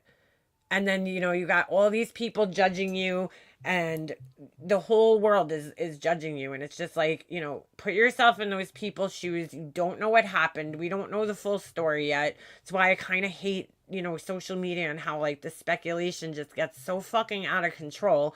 And then you got these fucking assholes like this crime circus guy who, to me, is one of the people who I feel like, at least on this app, got a lot of people started with the conspiracy, okay, about this whole case. And he has a big following. And, we see this even in our little community, people tend to get into groups, okay? You get accepted into the group, and then it's like you don't want to go against the group. You don't. And it's just it's just how it is, And I feel like people that follow him and like him, they put their trust in him. He's fucking putting all these conspiracies out, and then they're just blindly following him. Because it sounds good. Conspiracies always sound good, I remember the first time I ever watched a conspiracy video. It was on the fucking God, I'm having a total brain fart. The elementary school that got with the shooting in Connecticut. Why can't I think? Sandy Hook. That was like probably one of the first conspiracy videos I've ever watched, and I was like, I almost like fell into it. Like I was listening to it and then I was like, oh, right, this makes sense and this makes sense and this makes sense. And that kind of makes sense too. But like when you sit down and you look at those conspiracies and you break them down like point by point, you start realizing that a lot of it doesn't really make sense, because you're like, wait a second, well, why would this happen? Like, they're trying to say it's like this false flag operation. And I'm like, okay, so you're telling me that there's this whole network, right, of underground actors that come to these, quote, false flag things, but nobody's ever come forward, right? There's no whistleblower. Nobody's ever come forward to like out this and be like, yes, I'm an actor from a false flag. In the history of false flags, right? Because the 9/11 was a false flag and Sandy Hook was a false flag and whatever else was a false flag. In the history of all these false flags, not one of these fucking actors ever came through with proof that like this was a false flag. You know what I'm saying? Like nobody ever broke the code, right? And came forward or had proof. And okay, let's just say it is a false flag. And these, what do they call them? Whatever kind of actors they are. I forget what they call them exactly. But let's just say that that's a thing. How do all these people know to show up at these false flag events, right? At the same time, on the same day? So there has to be some type of correspondence somewhere, right? An email that goes out, phone calls, something. There has to be some type of communication that goes out to tell everybody, hey, the false flag operation is happening on, January 5th at 2:00. None of that's ever come out, right? Nobody's blown the whistle in all these false flag operations that supposedly happened. Nobody. So, like, see what I'm saying? Once you start breaking it down, you're like, okay, this shit does not fucking make any type of sense whatsoever. Like, this just did not fucking happen. No, EA is not Ethan because he's EC. Ethan Chapin. So then you start really thinking about it and you're like, no. There's a reasonable explanation for all this shit. While it sounds good in the video, there's a reasonable explanation for every fucking thing that this person, that they're claiming. So, I don't know. The clown guy is definitely still around. I'm pretty sure. Hold on, let's see. And he's probably still making videos. And he struck me, that little bitch. He struck me. My little ass channel. He struck me. Hold on a second. What the fuck is his name? Crime Circus. He has a lot of subscribers, and I think he got a lot more off of this.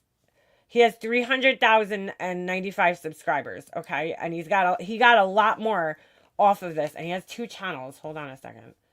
This stupid douche. But he does a lot of these. Like, let's see. Where's his last Idaho 4 video? He can't strike me for fucking doing commentary. He could try, but this guy's such a fucking idiot. Hold on. Wild Idaho 4. Let's see. This is a month ago. I'm actually shocked that he hasn't done more recent ones like this. Oh, he has. Wait, hold on. Let me see if he has. Maybe I'm on his other channel. Let's see. I initially subscribed to him because he did mostly just like uploads of like various interrogations, and then all of a sudden he started coming on, camera and doing these, this commentary on the Idaho 4 case. I don't know if there was another one, and I was like, at first he was doing an okay job. And I was like, all right, dude, I'll have to try to get past the fucking makeup and all the weird shit, right? But then he just went totally in the opposite fucking direction with this shit. I thought he had another channel called, oh, he did the same thing with the fucking, Cult of Odin. Look at this shit. Oh my God. This guy infuriates me. Cult of Odin 2. So he did the same thing with the Delphi case. He got all into that conspiracy. I just fucking hate conspiracy theorists. Like, I'm fine with people, exploring other options and shit, obviously. But, like, when you spread that shit like it's the truth, it's a fucking problem. I think if you're going to talk about things like that, you should make it clear that it's a fucking, On today's brand new Idaho 4 investigative video. This guy's such a fucking weirdo, dude. You gotta make it very, very clear. You hurt my ears. Oh, I'm sorry. Sorry about that. I got a little crazy there. We're going to discuss new evidence, new findings, blood on a glove, blood on a rail, DNA, Brian Koberger dying, and... What? All right, dude. What are you talking about? Oh, I know what he's talking about. And Taylor, the latest hearing, and so much... The latest hearing, and so much more. more. You don't want to miss a single second of this I just want to throat punch this guy. explosive episode. Now, without further ado, let's see what I have to say for myself at this time. So fucking stupid, dude. I'm sorry. This time. Like, what the fuck is that? What are you doing, dude? We've covered this guy on my channel before. This time. So stupid. Like, I'll give him credit, okay? I'm gonna give him credit for, like, yeah, the makeup and shit's a little weird. I'm not gonna lie, but, like, I'll give him credit for, like, creativity and not just being, like, a fucking, you know what I'm saying? Like, he's got a little shtick. I get it. Like, you're trying to be different. It's very hard to stand out in the crime, community and like do something different. You know what I'm saying? I get it. I'll give him credit. Like, he's got a theme going on, but come on. Good evening. But it's also like, what are you wearing on your head? Why do you have 2 fucking hats on, Papa Smurf? Like, what is going on with this? You know what I'm saying? And like, how much time do you spend putting this makeup and all this jazz on? Ladies and gentlemen, and welcome to Crime Circus. My name's Drip Drop, and I'll be your host as always. And no offense, dude, but like, when I think of the name Drip Drop, it makes me think of like a guy taking a piss and like drip dropping those last little like shakes of urine into the toilet. I don't know, dude. Just like, what drip drop, dude? You couldn't do better than that? Always. We're not going to waste any time. We're going to jump right into the meat and Clearly, Drip Drop doesn't own an iron. Boom! potatoes of this episode. The latest Idaho 4 court hearing. A lot of information was finally revealed to us, and you could say it's all sus to us. Oh my god, dude. No, dude. No. Oh, he makes my skin crawl, this guy. Ann Taylor, who is Brian Koberger's attorney, And Taylor. believes he's innocent, and we do too.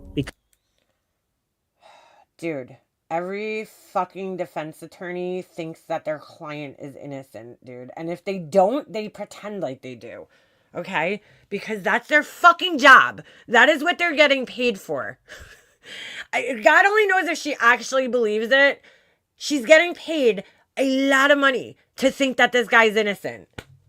And Taylor thinks that he's innocent, so we should too. It's like, no, dude, that's not how it works, okay? Because we believe her. Ann Taylor would not lie to us, nor would she cover for the alleged KILLER. Really? You really believe this, dude? So every defense attorney out there is telling the truth, okay? OJ's defense attorney, fucking Jodi Arias' defense attorney, all these defense attorneys are telling the truth, right? Because they wouldn't lie to us. Why would they lie? Why would they lie? Lawyers are not known for lying ever, dude. Ever. I mean, is this serious right now? Like, I hope he's fucking joking. I hope he's being sarcastic right now. Of the Idaho 4. You have to remember, Ann Taylor is alumni for the University of Idaho. What the fuck does that have to do with anything? She was a vandal. She was likely a sorority girl, just like Kaylee, That was so weird. Sorority girl. Maddie, and Xana. How do you feel about that? Well, certainly you feel some sort of way about that. Just let me know. What the fuck? What? Now let's jump into some video footage. We're going to play a lot of little clips from the latest hearing. I won't bore you with the whole thing, but just know, I watched the whole thing multiple times, so you didn't have to. I don't believe you, dude. And oh my god, is this triggering the shit out of anybody else that his ear is folded over under this stupid hat? It's like, how is that not annoying the shit out of you, dude? I've saved clippings of the most important parts that you need to know about, and we're going to watch together. I wonder how much money a year this guy spends in like this white clown makeup. Let's jump right into it. Why do we need this is the question. Why do we need the white clown makeup to do this? Let's start with this first clip right here that is quite interesting. Let's see what Ann Taylor has to say about the DNA. An attorney makes a claim, and so it must be true. This was a giant secret. When we get to the FBI, we don't know who did the work. You heard that any of that information is redacted. We don't know who did the work. It's a giant secret. We know that by the time the FBI gets involved, the profile, the text file, that's a snip to use to try to identify somebody is more than twice as big when it gets to the FBI from Othram. We don't know how. We don't have any notes. We don't know who did any of the work. We don't have any lab protocols. We don't have any quality assurances. It's not reliable. Oh my God. Oh my god. Secrets? You know how we feel about secrets. Dude, what is this? What is going on right now? Why? Why did this just happen? Secrets are sus to us. They really are. Why should a law enforcement agency Dude, this sus to us is it's corny, bro. be keeping secrets from the public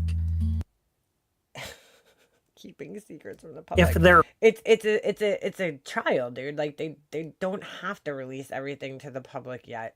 funded by That almost never fucking happens. Where have you been? the public? And if they didn't do anything wrong, what do they have to hide? Seriously, they're hiding something. That's quite obvious. Do you think it's possible that they broke the law? And that's the secret?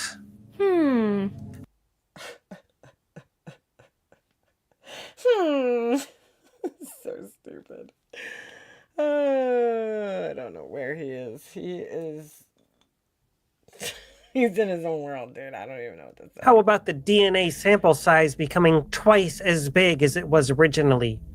That's not possible unless you did something dirty. This is dirty. Really, really, really dirty. Dirty. Because she said so.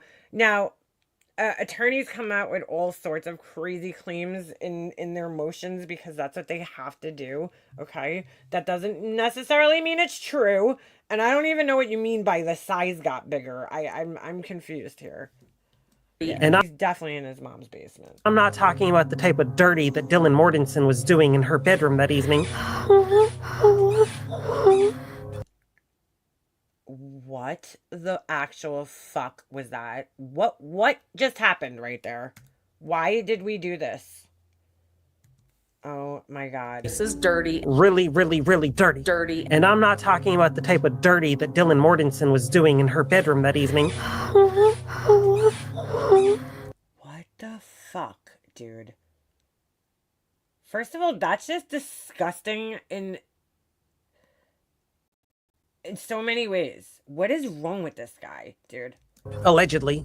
Nobody really knows what she was doing, but we all have our Where the fuck did you get that from, dude? own suspicions and ideas. And you know what mine is? And if she was, whose fucking business is that? Whose business is that? She's a young girl in college, and if she had a guy over, then why is that your business? Wow. S-E-X. Something you've never had. Seriously. All the great minds Wait, did he just fucking do that? Did I just see that? really knows what she was doing, but we all have our own suspicions and ideas. And you know what mine is? S-E-X. Sex. Serious. He zoomed it in. Sex. Like a little kid's voice. What the fuck am I watching right now? This is so weird, dude. Seriously. All the great minds in the state of Idaho could Like, you could have taken this so... No, it's not a latex mask. He just paints white shit on his face. You could have taken this whole thing in a whole different direction. And, like, it could have been something, you know, telling ghost stories or some shit. I don't know. But this ain't it, boy. This ain't it. It ain't it. could not determine whose DNA was on the knife sheath. So they sent it to Texas to a private laboratory and It's like that girl Olivia, where like it's like such a waste of talent. Like, you know what I'm saying? Like, clearly he's talented with editing and putting, you know, costumes together, I guess. I don't know what he's supposed to be exactly. He looks like Papa Smurf. I don't know. With spiders on his face, I'm not really sure what the hell's going on. But yeah, he's, you know, but he's got the whole background thing going on. Like, he's clearly, you know, talented, and this is just a fucking waste of talent to me. Just a total waste. even they couldn't figure out whose it was. So that was taken over by a 3-letter agency, as you just heard in the clip, and it suddenly doubled in size, and nobody knows how. Ladies and gentlemen, I think it's becoming quake. That's what I'm saying. There's like 300 and something thousand, almost 400,000 people are following this guy. Clear. Brian Koberger's DNA was not on that sheath. They just pretended it was inside of a laboratory as they fudged numbers. What? Dude. Okay. All right. You got the whole like Karen Reed thing that's going on. And that's a, you know, you could say conspiracy, right? There's some type of conspiracy in the police department, and she's being set up, but you have to look at the whole circumstances where they're in front of a cop's house. There's, you know, connections within the police department, and they have all the reason in the world to frame her because they all have so much to lose, right? The people who were potentially involved in the crime have a lot to lose. And she was the only outsider there who's not part of their little group. So it makes sense in that situation. In this situation, why on earth would they just randomly pick this guy, right, to fucking set up and frame? I mean, because that's what he's getting at right now. And it just doesn't make any sense why they would just randomly say, hey, we're just gonna pick this guy, Brian Koberger. You're the guy. You're the patsy. We're just gonna take it. Like, why? Why him? So stupid, this guy. Apparently, all of our DNA is 99.9% the exact same. So it's really easy to make a partial sample an exact match. No, dude. No. Oh my god, bro. Oh my god. Did nobody tell this guy that there's all different types of DNA? Mitochondrial DNA. There's all different types of DNA. This guy, yeah, dude, stop doing this, please. Of me? You? Or your mother? That's not how it works, dude. You are unbelievably stupid for thinking that. Yeah. Let's listen to another clip because there is a lot of booms revealed in this court hearing. Not the booms. A lot of booms. There's a lot of cringe. Well, Your Honor, I don't think any of us can go out of our houses without leaving DNA all over the place. And not go to a crime scene. Well, we all just consumed that little tidbit at the same time. That was a little passive-aggressive bite from the judge to the defense, wasn't it? I think we know who he thinks is guilty. Let's proceed. This probable cause affidavit talks about an interview they had where the person that was interviewed said that she heard things and saw things within her house.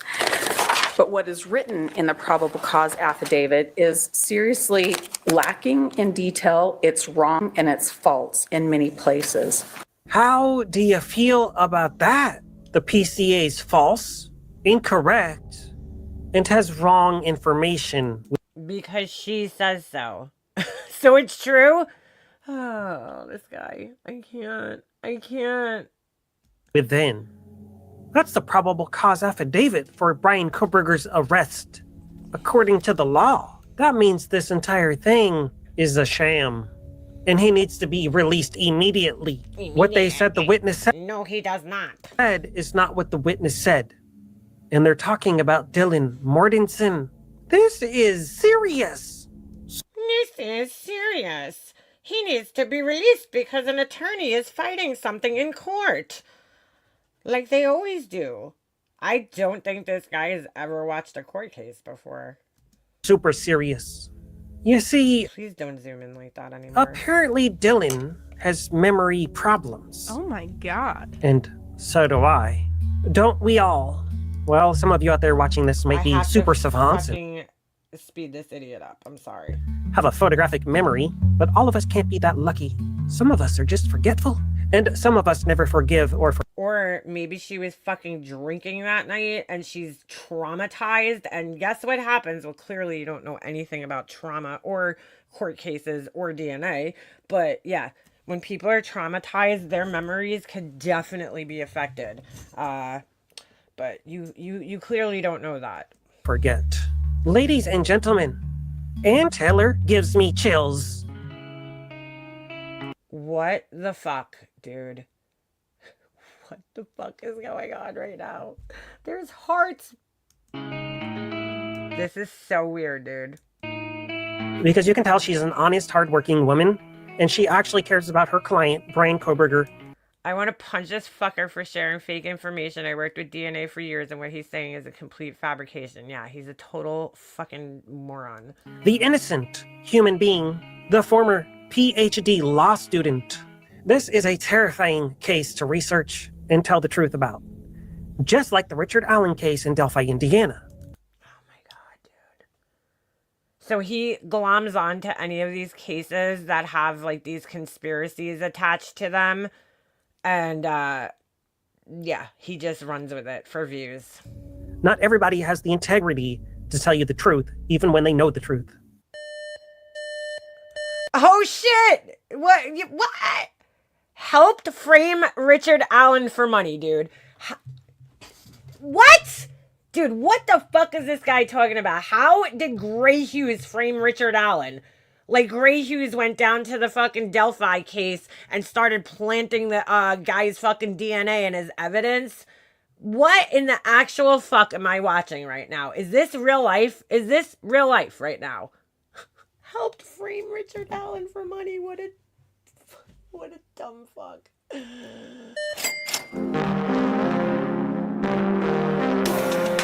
I'm a little troubled that he has so many videos of these girls on his phone.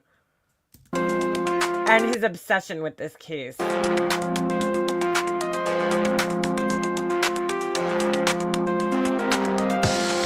Anyways, you'll always get the honest truth Why was that even in there? right here at Crime Circus. Ha! Aha! What a lie! What a fucking lie, dude! Because I don't even know how to lie. And if I did, it would make me sick. I think this guy might just be the biggest fucking troll on the internet. And I'd lose sleep at night, and I don't like to lose any sleep because we really do need as much beauty sleep as we can all get. And you know that's true. Moving right along. Let's see what And you know that's true. else Ann Taylor has to say for herself this time. This time. And as a judge, you know you've got law enforcement willing to violate their own policy, and you know that you're not being told the full story about what a witness is saying, and you're being led down this path to say there's a real investigation when there wasn't a real investigation. You don't find probable cause on that. She just told you, and I mean, this is literally the defense's job, is to try to rip apart every fucking part of this case, which is from the investigation to the defense theory. I mean, the prosecution. Like, that is what defense attorneys do. That's literally their fucking jobs. And this guy is acting like because she's doing this, it must be the truth. It's like, oh my God. she just told me it wasn't a real investigation. And you gotta figure, she has over 60 terabytes of data to sort through, and she can still tell it wasn't a real investigation. They just gave her a bunch of junk and told her to sort through it. And sort through it she did. Oh Boy, oh boy. Oh, how I'd love to be a fly on the wall as she looks through that case file. We're not believing the lies that the state is selling us. Not this time. Brian Koberger seemed like the perfect patsy to the people involved in He literally just said Patsy. this case, but he's not. He didn't do it. He was an outsider. He had only lived in the area for about 3 months. Okay, and my biggest question, if this is what you think, is why did they pick him? Are we going to find that out in this video or no? He wasn't part of their weird fraternity or sorority system. He was Weird fraternity. That just tells me everything right there. Okay, this guy was never accepted into any type of fucking groups himself. wasn't lingering or hanging around Greek Row or the Grub Truck. He was studying. Anyways, she tells us again and again and again it wasn't real. I'm just not tracking How do you know what Brian Koberger was doing? You do know that the guy was a heroin addict at one point in his life, right? why that matters. I mean, and was a drug user, an avid drug user. I'm sure he was just sitting around studying all the time. Go ahead. It matters because this wasn't a real investigation.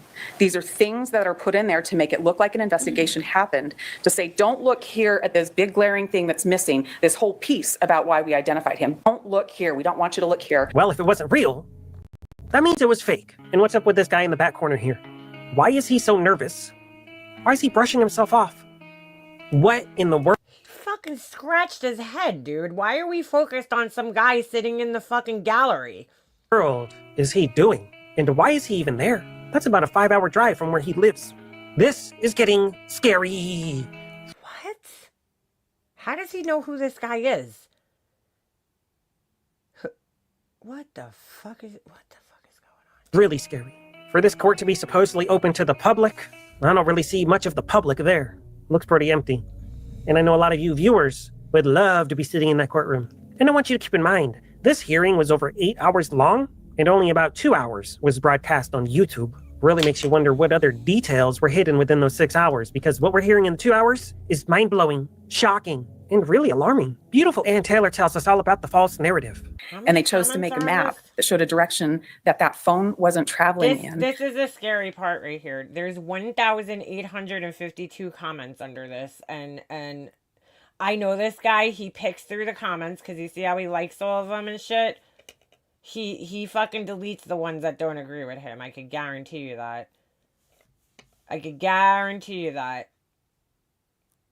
And all these people are agreeing with this dumbass. Oh my god, dude. I can't. Oh my god, dude. You see what I'm saying? Look at this. This is all people agreeing with this guy. With this stooge who doesn't know what he's talking about. To create a false narrative for the magistrate to rely on to find probable cause. And that's what I've been saying since the very early days of this investigation. There's a false narrative. And a few minutes later, she even reminds us again. It's a false narrative. But then you have this false narrative that looks like stalking, that looks like following, and it's not true.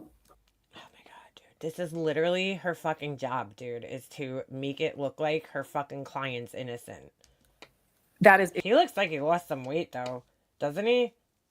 extremely damaging. It's very misleading. It's an outright lie. There was no stalking. She knows it. Because she said so. The prosecution knows it. And the judge knows it too. This guy's never watched a fucking trial in his life. I cannot believe this. Everybody knows there was no stalking. Brian Koberger was not following anybody on social media. There's not a single shred of evidence in any of his electronic devices that links him to any of the victims. Not even a Google search. But how do you know this? Based on those records, they absolutely knew that Mr. Koberger wasn't around that residence, wasn't parked near the residence, didn't stop and have his phone in a stationary position at that residence. They absolutely... His phone was off, dude. We knew that that's not what was happening, but they put it in there to make a connection that didn't exist. They put it in there so that the judge would think that this was the right person. Hey, blank slate. And they shouldn't have done that. Yeah, the GPS tracking says different. Okay. They knew that was incorrect. You might as well say stalking because that's what you're trying to say, and you know that's not true. The real story is exculpatory to Mr. Koberger. He was not stationary around that house. He was never at that house. He did go to Moscow. He did go to Moscow. Why? Why were you there at that time at night? Like, make that one fucking make sense. He was stargazing. That's his fucking alibi. He was stargazing. Really? On a cloudy night? Okay. Did drive around, but he wasn't over there. Oh my God, dude. This lady's an idiot. He was driving around in Moscow, Idaho. For what fucking reason, dude? Sorry. Why? Why couldn't he stargaze in Pullman, Washington? Why did he have to go to Moscow, Idaho to fucking stargaze and drive around at 4 a.m? And the phone records absolutely show that. That's a boom. But most of us have already known that for a long time. But some casual viewers consume incorrect information on other networks and other programs, and then they believe it is the truth. The truth is, Brian Koberger was not a stalker. And the evidence that exists within this case file is exculpatory. Yeah, it is. That's the yeah, it is. Yeah. It's really exculpatory to Mr. Koberger. Yeah. Brian Koberger Yeah. had no connection to the house. They can't link him to the house.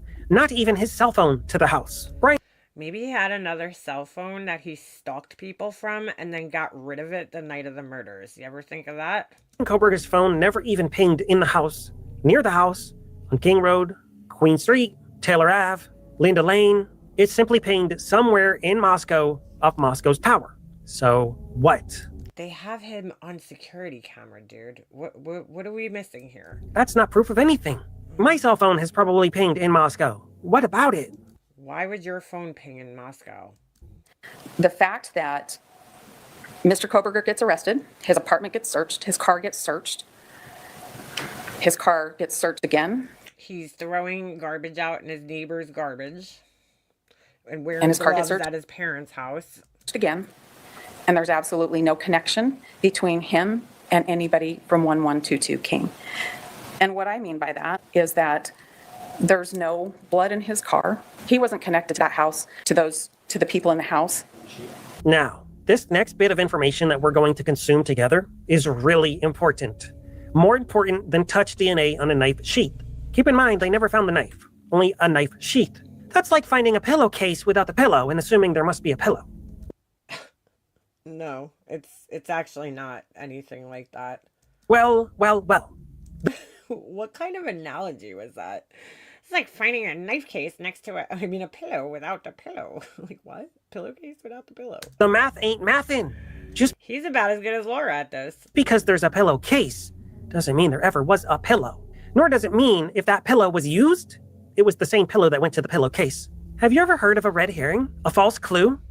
Falsely planted evidence? Are you aware of... Again, why would they pick this guy and frame him? It just doesn't even make sense, dude. situations where a particular item at a crime scene may mean nothing. How would you feel if you knew blood was found on a railing? And yeah, and he's telling he's telling people not to believe the information that they're hearing on channels like Gray Hughes. He already put Gray Hughes in here. And on a glove just outside the crime scene at 1122 King Road. Yeah. Yeah. She wasn't given a chance to ask that when she wasn't told about unknown male B, blood on the handrail. She wasn't given a chance to ask about that when she wasn't told about unknown male D, blood on a glove right outside the residence. She wasn't given a chance to ask any of those questions. She didn't know that Brian's car, and the court's question, good question, what does that mean? Could it mean there's more than one person? The answer to that is, or it could mean it's not Brian, because his car's got nothing. Why would she say that there's more than one person? In it, and there were only 13. That's what I'm saying. Maybe he had a Laura CPS burner phone that he stalked from and then got rid of it. Minutes. This guy does realize that there was like almost an entire month between the time the murders happened and then like when he got arrested. So he had plenty of time to hide evidence and clean up and make sure that his shit was good. To do this. The magistrate didn't get to know that. In fact, his DNA is still. I wish there was a way to run this through a voice changer so he could sound like a man. I know, right? Could you imagine like that voice like in... On the knife sheath, though, that's the problem, counsel. What? Wait, what did the... That car's got nothing in it, and there were only 13 minutes to do this. The magistrate didn't get to know that. In fact, his DNA is still on the knife sheath, though. That's the problem, counsel. The DNA is still in the knife sheath, and that's the problem. Yeah, kind of. Kind of. Just a little. What? Yeah. This blood Yeah. was allegedly never matched to any other individuals. Not to the victims. This guy still hasn't gone through puberty. I know he's probably in his like 30s, and he still hasn't gone through puberty. And certainly not to Brian Koberger. Do you think that they did genealogy testing on this blood or not? Obviously, they did. Obviously, they did a lot of testing on what they found on that railing and the glove. But Ann Taylor doesn't have those documents. Ann Taylor has not been given any of that research. There's no paper trail or documentation regarding any genealogy testing. And that's like finding a skull and assuming there was once a brain inside. You mean finding his skull? Yeah. IgG, so on and so forth. And I think I know why. Because they found out whose blood that was, and it was really, really bad who it was. So bad, his family covered for him and he had to... What the fuck is this? Is that Ethan? Because... What are we looking at? Why does it say Africa? I am so fucking lost. Take off to Africa. Seriously. That is a boom. You've heard of witness protection? How about killer protection? That's a real thing. Families, law enforcement agencies, and even state attorneys and lawyers. Who is... What Will help participate in killer protection. Not all of us Killer protection. qualify. We can't all be that well connected, but certain individuals are. What do you think fraternities even are? So now he's blaming somebody else? Interesting. Most people can't even get into a fraternity. Really funny because I showed some pictures on my thing and he privacy struck me, but you know, his little bitch ass. It's a secret society. And to even be allowed into that secret society, your family already has to be well connected. That's why I haven't been able to get into Sigma Chi. I'm just not that well connected. I still plan on going undercover and I'm going to find somehow, some way to get in, even if it's me having to sneak in. Is he wearing a shirt that says University of Idaho Vandals? Is that like a team or is that like something else? Into a sorority. What?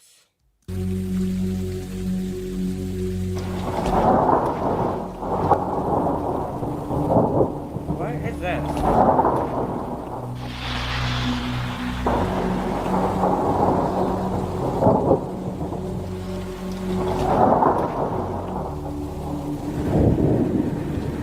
Yeah, he's very jealous of these poor people who were, you know, popular, good looking. It's very clear. He's an incel.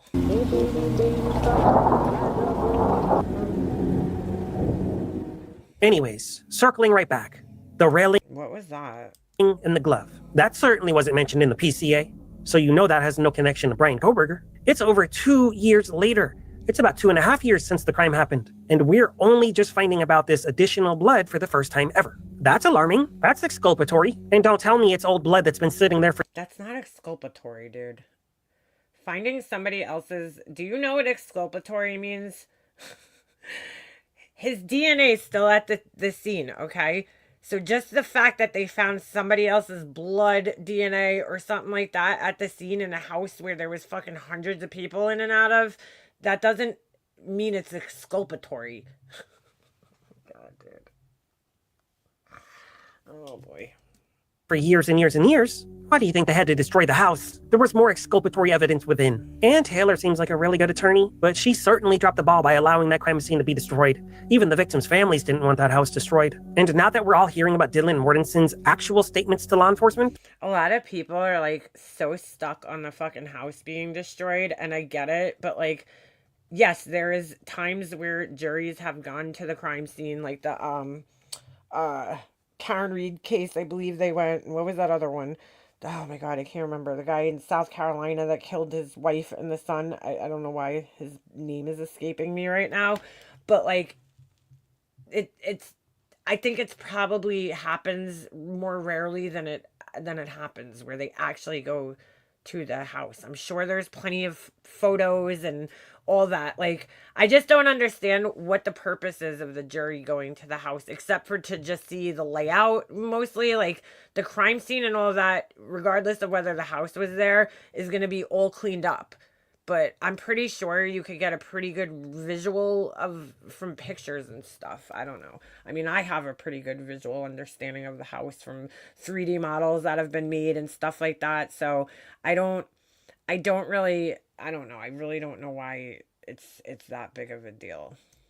it's all the more important that that house stayed up. So we could do sound analysis with what it would sound like if someone were running up and down the stairs as she claimed happened. Yeah, she claims Kaylee was running up and down the stairs. That's crazy. And it should scare all of us. I want to take this moment right here in this video to say rest in peace to Maddie, Kaylee. All right, now you're going to act like you respect the victims? Okay.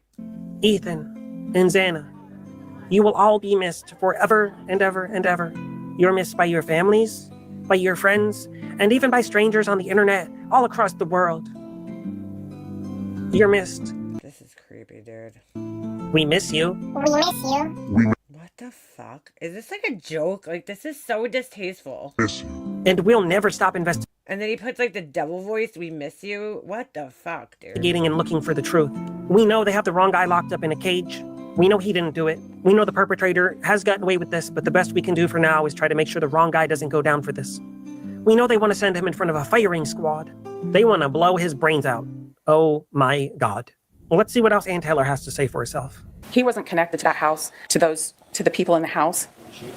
Again and again, Ann Taylor drives the point home that there is no connection to Brian Kohberger in the home or the victims or anything of the sort. Obviously, the judge doesn't want to hear this. He doesn't believe her. But we do. You know how embarrassing that would be if she were caught lying in a situation like this? She'd have to flee the country. It would be too embarrassing. What? Attorneys lie all the time, dude. Oh my God. To face any of her peers, family members, or friends. Murda, that's it. I read Kirk Nermy's book after, he defended Jodi Arias, and I wish he wrote the second book because he really didn't write enough, but for the most part, he did not believe her story at all, but he had a job to do. His job was to defend her, and that's what he had to do. And even if there was things that he didn't necessarily believe that weren't necessarily his lies, they were her lies, he had to repeat them in the courtroom. So, they do it all the time, dude. You just don't know that. After making claims like for some reason. This. And after 2.5 years, if there were a connection, she would have found it. And then she'd have to explain that connection away. But there's no explaining any connections away because there isn't any. Dylan... Oh, I'm sure she's a good attorney, but I don't know what this guy's problem is. Mortensen doesn't even know if this was all a dream. Merrily up the stream. About the memory issue.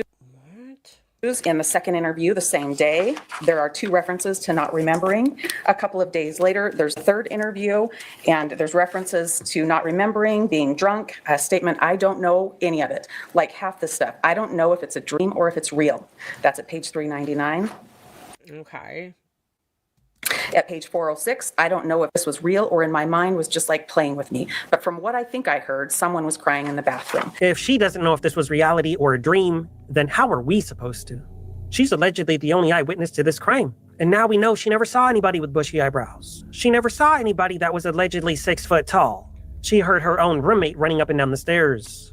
Shortly after 911 was called in the afternoon of November 13th, 2022, and she was sure that she heard this particular victim go up the stairs, and then come running back down the stairs. That is repeated during this same interview a couple of different times. It's also repeated in a subsequent interview that same day. It's repeated again in B8C as well. They knew this particular person. I don't know, he's just like taking little bits and pieces here. Like, what is this in reference to? That DM said was upright and running down the stairs, that's not what happened. That person was killed in the bed and never left the bed. And we also now know that a dog was heard barking between 4:17 a.m. to 25 minutes later. So we're supposed to believe that this slaying was happening between about 4:08 a.m. and 4:20-ish a.m. Well, clearly that it did happen. Why wasn't the dog barking for the first 9 to 10 minutes of this alleged slaying as the perpetrator was in the home? The math ain't mathin'. Oh my God, dude. And now we know that all of the doors were left open. We had previously heard rumors that they were locked, that they had key codes, so on and so forth, and people assumed Murphy was locked up in a room. All the doors Where did he hear this, though? were open. It was free range. Don't tell the magistrate that this dog that's barking continues on long after the car they're interested in has left the area and then abruptly stops. Your Honor, the dog was found the next day inside the house in a bedroom with an open door, where the other bedrooms that contained people that died, their bedroom doors were open, and this dog had not tracked any blood around. The dog had no blood on it whatsoever, but it was just sitting in an open room a day later. Wait a second. It wasn't a day later because it was hours later, but I'm so confused right now. But they went in the house and opened the doors. That's during the 911 call, so. The magistrate is not informed about that either. Now. What about Bethany Funk? Did she see a naked man run outside and put all of his items into a kill kit bag? That's what the judge is under the impression of. But it's not reality. There's nothing. Where is he getting this from? In the court documents to suggest so. In fact, Bethany's statements to police are exculpatory to Brian Koberger. There's something really, really, really wrong with this case, ladies and gentlemen. It's been making How does he know this? me I lose don't know sleep what at night. this guy is talking about. It's been giving me nightmares. I've been waking up with cold sweats, shivering, etc. Let's play another clip from the hearing and Bro, it sounds like a you problem. see what Ann Taylor has to say in summary. There are a lot of things that you've heard about today that are withheld, that are super secret, that nobody's going to talk about. And there's a lot of meetings that are happening, particularly around the IGG. That's a definite. We're not going to put that in there. And at the very first interview, remember the issue was whether or not one of the victims ran downstairs. And she didn't say it once. She said it 4 times in a row in the very first interview. And that just didn't happen. It just couldn't have happened. And that was not told. In fact, that statement was brushed over and withheld from the magistrate. Well. That sums it up quite nicely, doesn't it? Hey, polka dot Suzanne. Do you still think he's guilty? I know a lot of you never even thought he was guilty. A lot of you are better at sleuthing than me. Sometimes I fall for it when these government officials and news agencies lie to me. And I hate being lied to. Oh my God, dude. He's one of these people. He's one of these people. He's one of these people that thinks, if a government, if a news channel talks negatively about me, it's illegal. They must be arrested. That's why I take investigating so seriously, because the truth is important. Innocent people should not be put in cages. Richard Allen, we're going to get you Who's that? out of that cage. Oh my God. We promise. Oh my God. I've got a documentary coming out for Richard Allen soon. I previously did one, but a new one must be made. Link down below for that. Brian Koberger, we know they're trying to kill you in that Boise prison, just like they tried to do Richard Allen dirty in Westville. Look at Brian Koberger. He's a shell of what he once was. It looks like he's dying.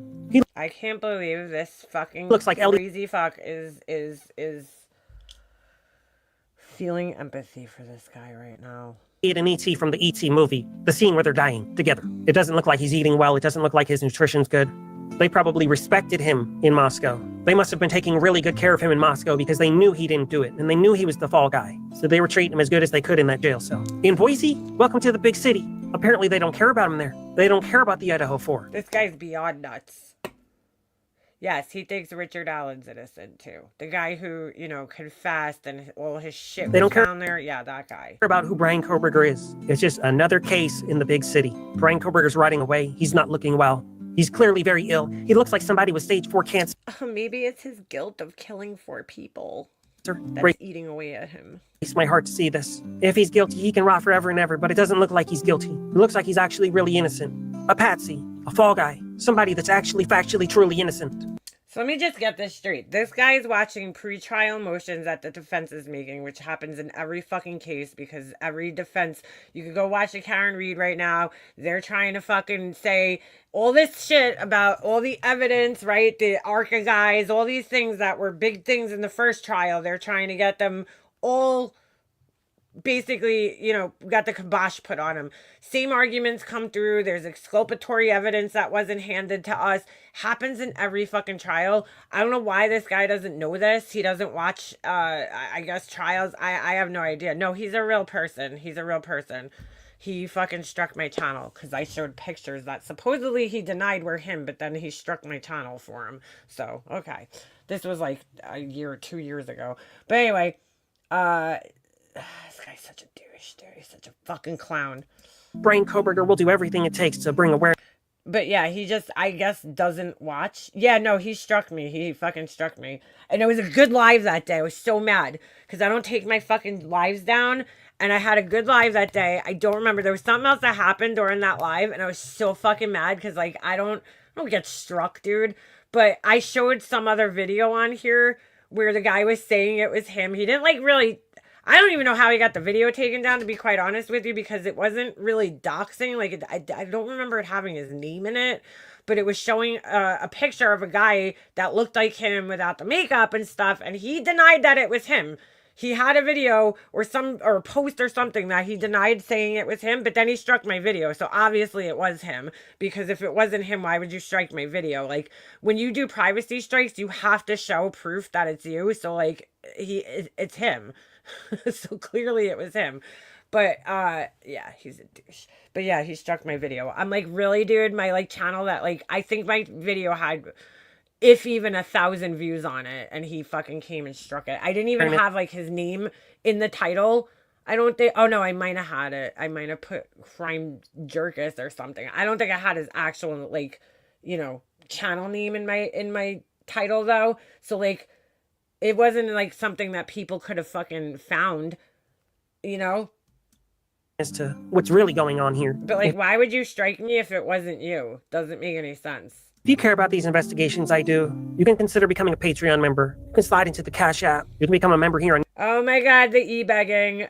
Slide into the Cash App. Oh my God. YouTube. You can buy merch. You can do anything you want. That's what he's doing all this for. I don't even think, I really don't even think he believes what he's saying. I think it's just that he found a niche. He found, you know, something to bullshit off of. It's getting views and he's fucking running with it. Because, like, none of this shit even makes sense. It's so stupid.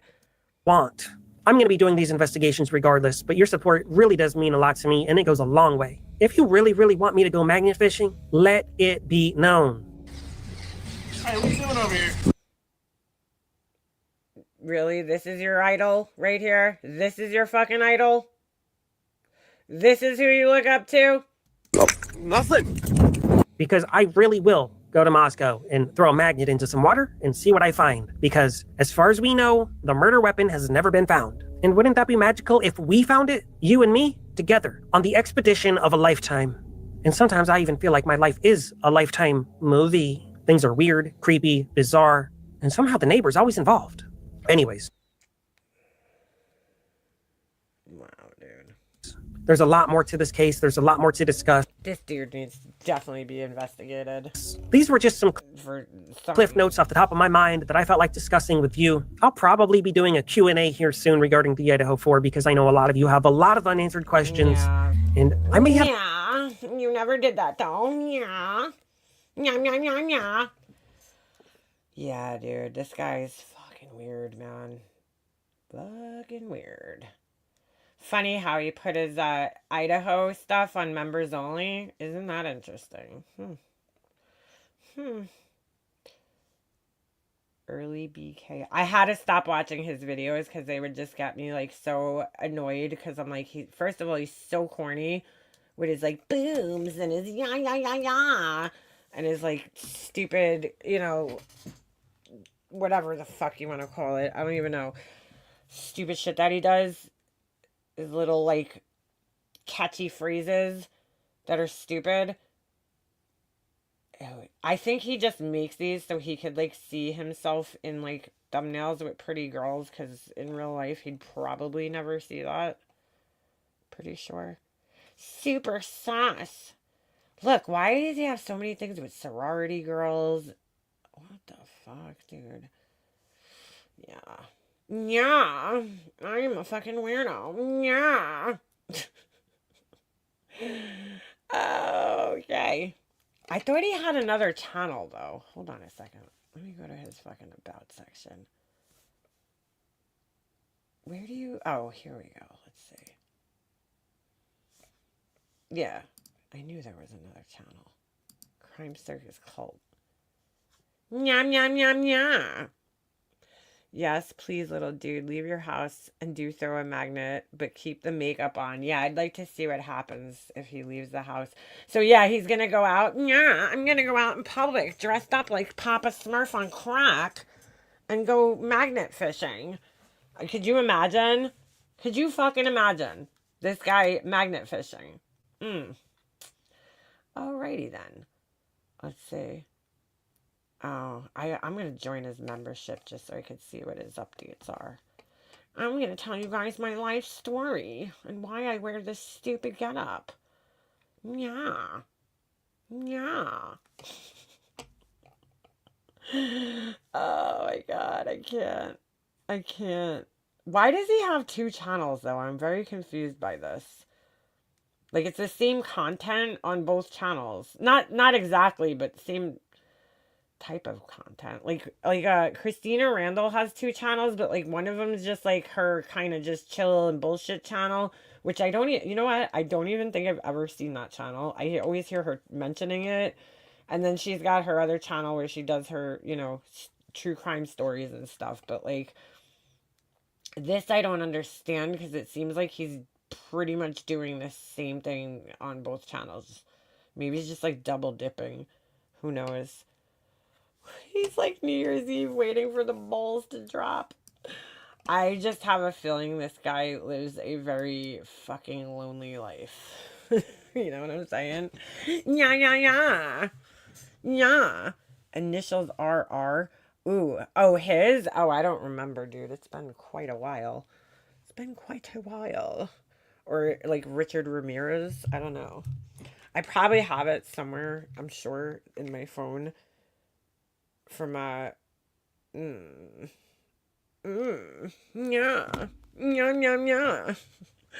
It's like a family channel. I haven't watched Christina Randall video. I just watched her video. She did one on this case.